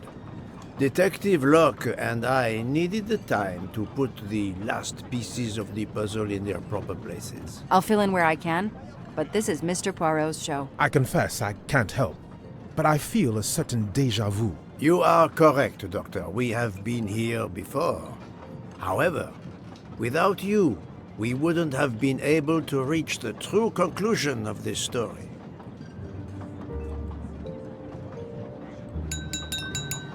My friends, your attention, please. I hope you have finished your dessert. You have every right to think the solution to the murder of Ratchet is a closed book. You are wrong. I, Poirot, admit that I was wrong. There is a final chapter. What in bloody hell? What does he mean? Perhaps if we are silent, Monsieur Poirot will explain. Most of us naturally expect a journey by train to proceed in an orderly fashion from station to station. But this journey has gone off the rails. A comfortable journey, which should have been restful, turned out to be quite a challenge for my little grey cells. I beg your indulgence. I know it will be painful, but I must update you on the strange turn the Ratchet murder investigation has taken. I had two hypotheses, as you recall. A stranger boarded the train in Vinkovsky, killed Ratchet, and then exited the train unobserved. That was the first possibility. The second solution gave us 12 jurors who condemned Ratchet to death for the kidnapping and murder of Daisy Armstrong. My friend, Book, properly chose the first solution for the authorities. However, thanks to Dr. Constantine here, a 13th stab wound was discovered, throwing that solution into disarray. Moreover, the words of a witness called into question the chronology of the night of the murder upon which the first two solutions were based. Detective Locke?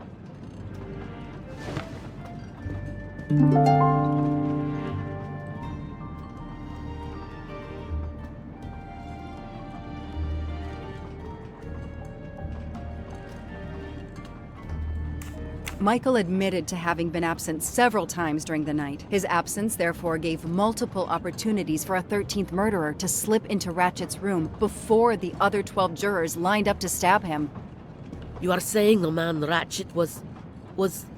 when we... Yes, you executed a man who was already dead. But there were other suspects that night. Other suspects? Who? They stand before you. Mr. Fauché, Mr. Maury, and Ms. Nielsen, and they all also had a hole in their stories about their movements that night. Mr. Poirot? Most of you don't know it, but there was a second murder in Venice. Mein Gott, another murder.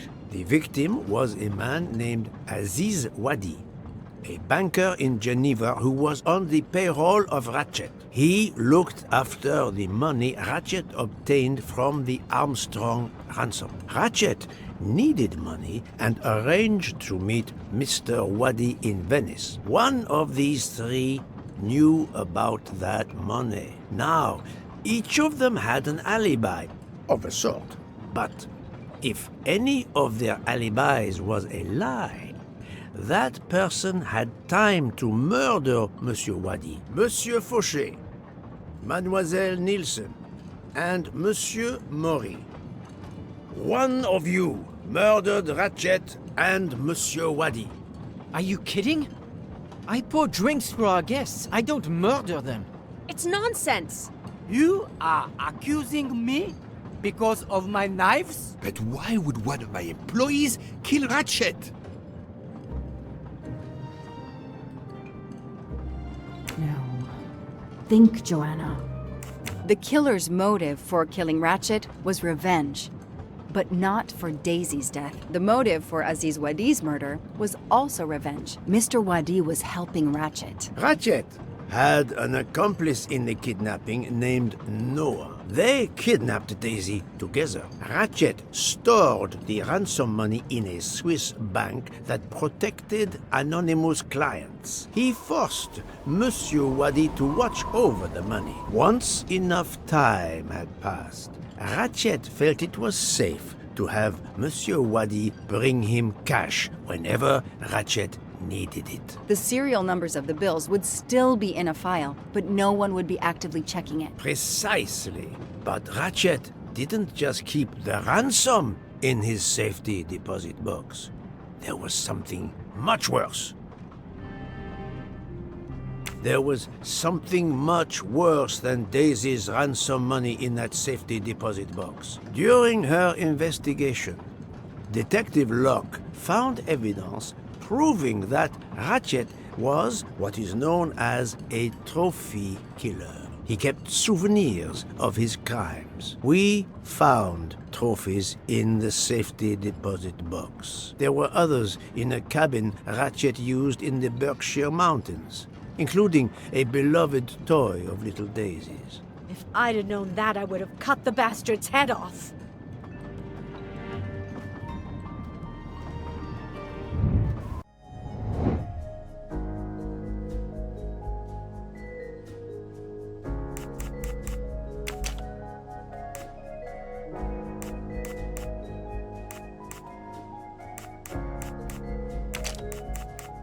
Think, Poirot. That is not a good answer. This is wrong, but I'm never far from the truth.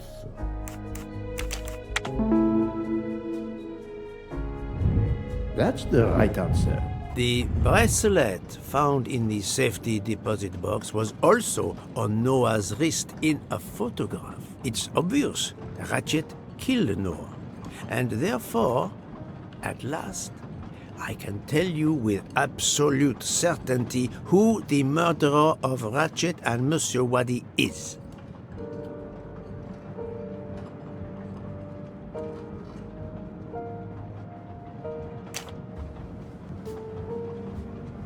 That doesn't prove anything. Mademoiselle Nielsen has the same bracelet as the one found in the safety deposit box in Geneva. A trophy from a victim of Ratchet. Noah. Having a similar bracelet doesn't prove anything. Yes, that might be true, if there were not an inscription on it. Mr. Poirot, you're right. The bracelet looks similar to mine, but I have no idea what the marks on it mean. I just like the design. The marks are not random, mademoiselle. These are special bracelets. They are called Morse code bracelets. Because, well, you know why. The marks are Morse code. Happily, I learned Morse when I was a young man doing my service for the Belgian army.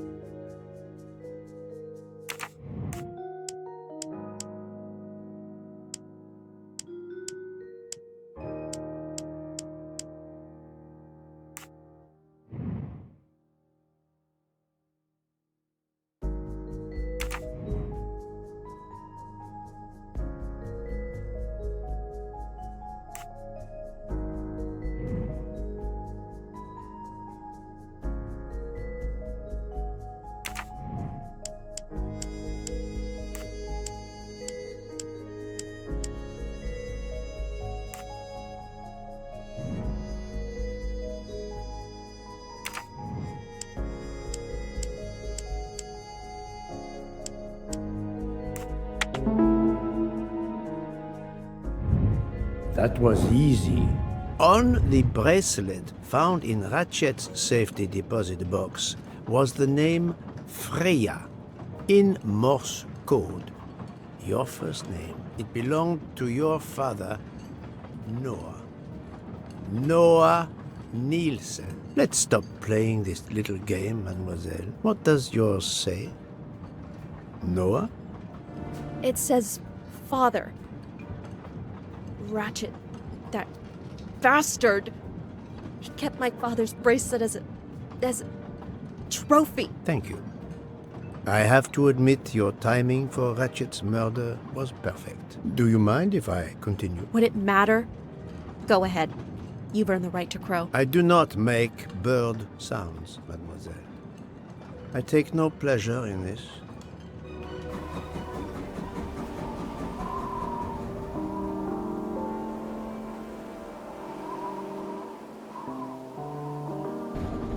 You drugged Ratchet's dessert to ensure he would be unconscious when you went to his room. You stole a knife from Monsieur Maury. If it was identified as the murder weapon, he would be accused. You knew Pierre Michel would leave the train for a smoke whenever it was stopped at a station. At Vinkovsky, you waited until he was on the station platform. Then, you carefully made your way along the first-class corridor to Ratchet's room. You entered Ratchet's room with the pass key, accessible to all employees in the crew quarters. You stabbed Ratchet at midnight. But that knife, where is it? Probably thrown out of Ratchet's window before the train left the station. A thorough search after the snow melts should turn it up.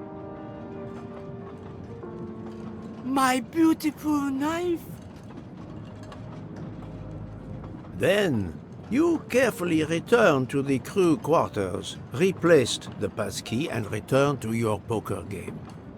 Et voila. The affair was not so complicated in the end. But what made the crime seem more complex? Well... It was us. Exactly. The 12 jurors who proceeded to carry out their far more complicated plan literally in the dark without realizing that the man was already dead.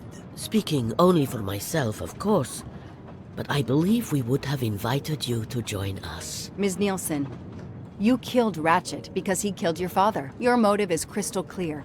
But why did you kill Aziz Wadi? It's because of Aziz that my father died. My father knew Aziz was the only one with access to Ratchet's safe, so he convinced Aziz to steal the money from the safety deposit box. But Aziz was too afraid of Ratchet. Instead, he betrayed my father by reporting him to Ratchet. Obviously, Ratchet then murdered my father. Aziz was just as guilty of my father's death as Ratchet. Ratchet was the worst of humanity. But Monsieur Wadi, if you knew his story... My father is dead because of him. I will not debate the point with you, mademoiselle. He had done nothing to justify his death. I do not see any extenuating circumstances that should allow you to escape justice. You will be arrested at the Gare de Lyon when we arrive in Paris. Judge and jury are you, Monsieur Poirot. And you get away with it. It must be nice. But think of this. I know what you did. What you all did. She's right. She could turn us all in. Relax. Hector, is it? Your secret is safe with me. I'm not going to jail. Farewell, Poirot. Enjoy your victory.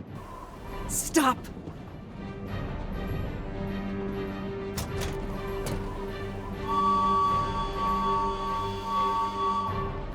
No, Freya, don't jump. You're going to die. I've made my choice. We'll let fate decide. No!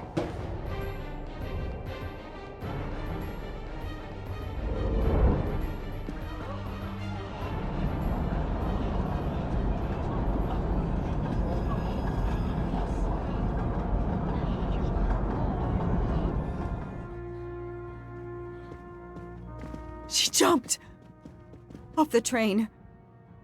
Even if she hit the water, considering the height, I doubt she survived. And with this tunnel, either way, she's gone, Poirot.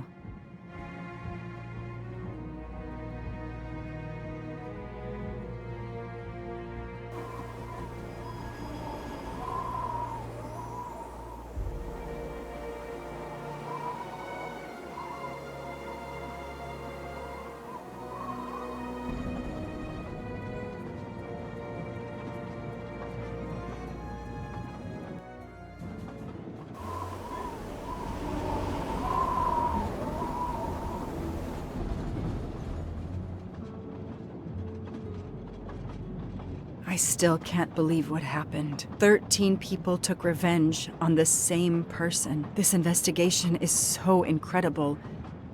It almost looks like a detective story. It would surely be a bestseller. It is true that this case will remain as one of the most important investigations of my career. My only regret will be that I couldn't bring Ratchet to justice, but I can finally close this chapter of my life. Your determination paid off. You can be proud of yourself. I think we'll be arriving in Paris soon. If you will pardon me, Detective Locke, I have to settle a few details with Monsieur Bourque before we arrive. Please, go ahead. I still can't believe Freya was the killer. She never even cheated when we played poker. She used too much sugar. Nonsense! Her desserts were divine! Unfortunately, her actions were not so divine. There you are, my friend. Bourque, I have a favor to ask. Anything. When we arrive in Paris, will you speak to the police? I would rather keep a low profile. But why? Bourque, my first solution was incorrect. Nonsense! The nuttier the mystery became, the greater your brilliance. Please. Very well, if you insist. I want to thank you, gentlemen, for your service. The cuisine. Under difficult conditions, you surpass the reputation of the Orient Express. That is true. I look forward to seeing you again abroad, Monsieur Poirot. I promise, not all of our trips are this eventful. Princess Dragomirov would like a word with you, Monsieur Poirot. It is important. She is waiting for you in her compartment. When a princess summons me, how can I refuse?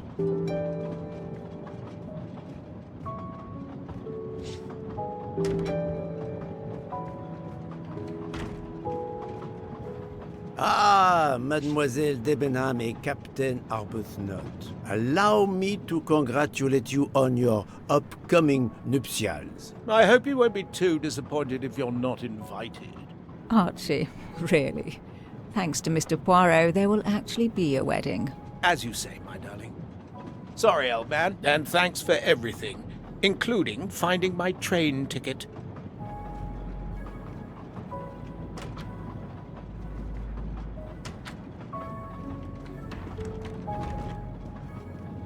Count Andrigny, how is the Countess? Much better now that it's all over. I misjudged you, Poirot. And I you. There is something else about my wife you should know. Why I am so overprotective. She is pregnant.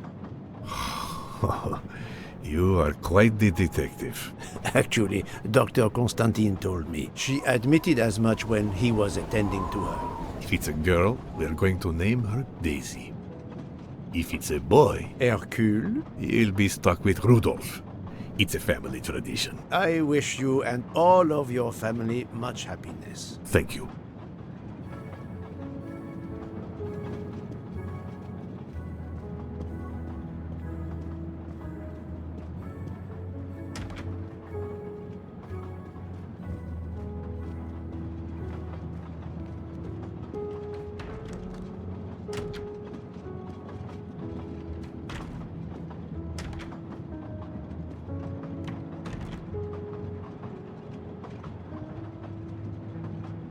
My daughter, my great friend, and I wanted to talk to you one last time. I speak on behalf of the entire Armstrong family, as well as those close to us. You have shown compassion. We know your reputation, and we understand that your choice was not easy for you. We are all the more grateful. Thank you. Congratulations, my dear.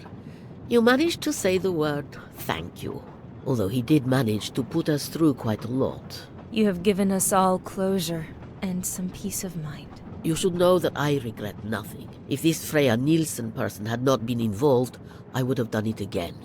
Someone told me the Stalinists were frightened of you. I believe them. The country of my birth breeds its share of brutes and bullies, but also some of the greatest intellectual and artistic minds the world has ever known. I pray that one day we will again be remembered for that. I share your hope, Princess. And of course, with the real murderer of that man out there somewhere, we are no longer guilty of much. Correct? Princess, don't push your luck too far. If you'll excuse me, I have some packing to do. Ladies?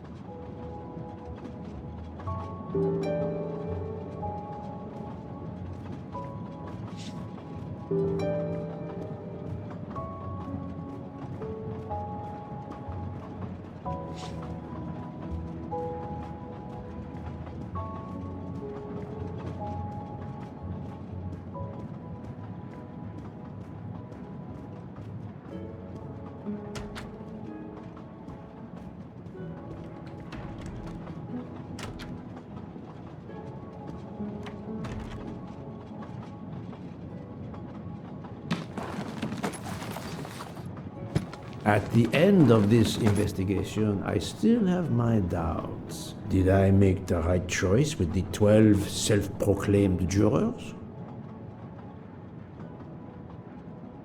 Yes, it was the right thing to do.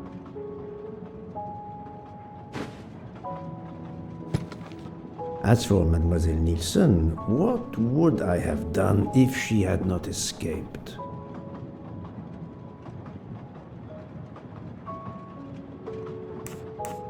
Is it justice to let the 12 go free but have Mademoiselle Nielsen arrested? A vast question indeed.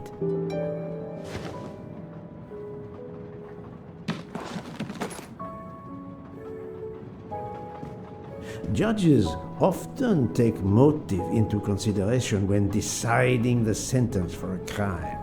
You are not a judge. Your job is to establish the facts, which you have done. The case has been solved. Another already awaits you. It is the reason you were on this train. It is time. Time to move on.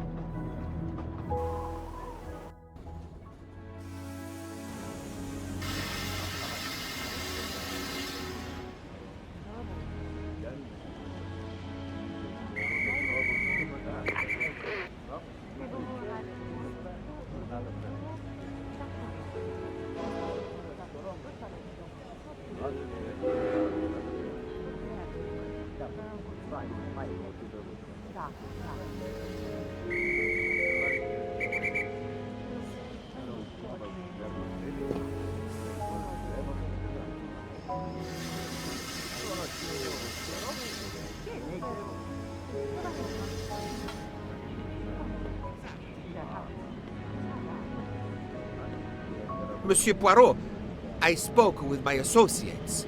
I convinced them to give you a deal on our new Firenze SUV. No need to thank. It's the least I could do. That is very generous, but no, I do not drive. You don't? What? But it's electric. It's good for the planet.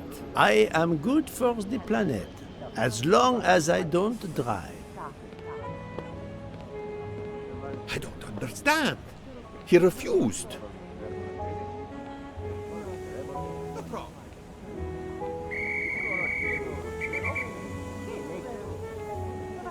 Have you lost something? May I help you? Oh, Mr. Poirot, you have done so much already. What is it you have lost? My friends, we are traveling to Poland to help with children. We were to meet at an information booth. But where do I get information on how to find an information booth?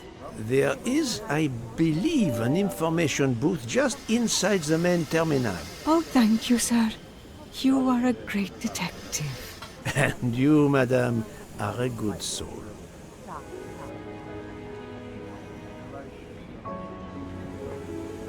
I will miss this train. Hey, Poirot. Say, you seen a scruffy little guy in a green trench coat? I cannot say I have.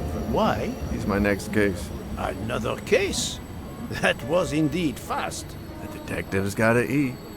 You know what I mean. I have some idea, yes. Suspected embezzler. Traveling east, but not on the Orient Express. Say, you wouldn't be interested in teaming up, would you? Some good money in it. I have had enough of trains for a while, thank you. Okay, suit yourself.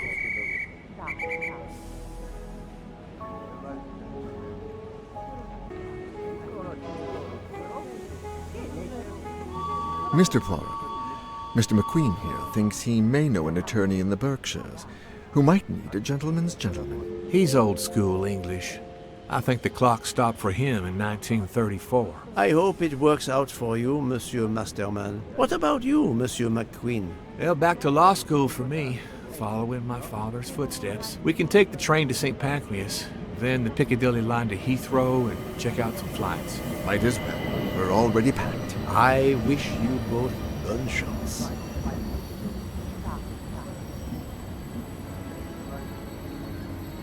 Ah, Poirot. Mission accomplished. I have reported to the police that Freya Nielsen killed Hatchet and that she escaped.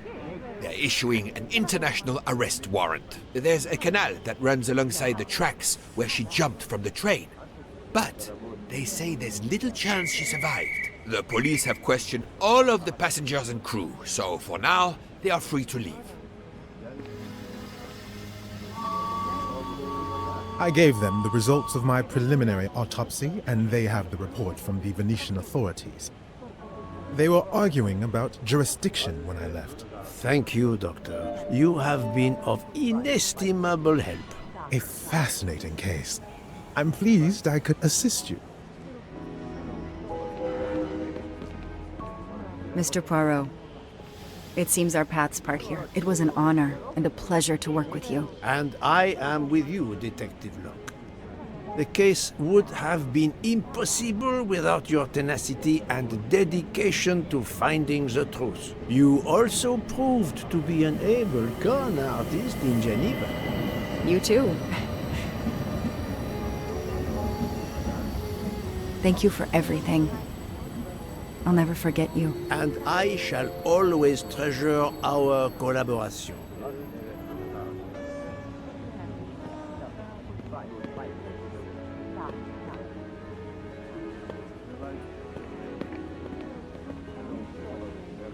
Well, that's that.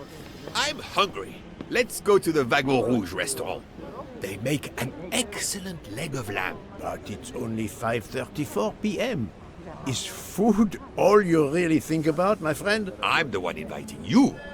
You've well deserved it. I'm warning you, I'm not going to obtain for you a secret recipe this time. Poirot, they make a chocolate mousse that is so creamy. It must have a secret ingredient in it. The last recipe came from a murderer. But it was sublime.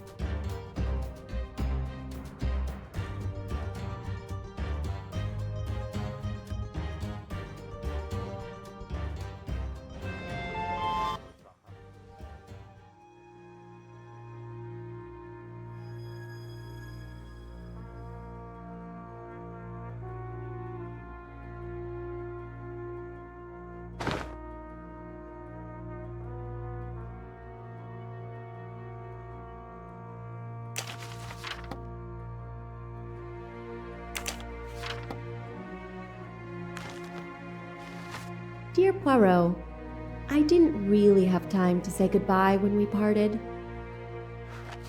I thought I had beaten the greatest detective in the world.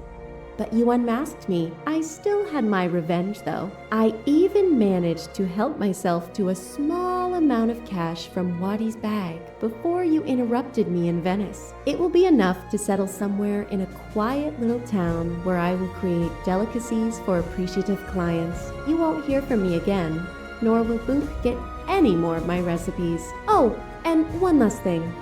You may not think so, but I truly believe Ratchet and Waddy got their just desserts. Regards, F. You, mademoiselle, are entirely too pleased with yourself. You give clues no one could follow, unless they are Hercule Poirot.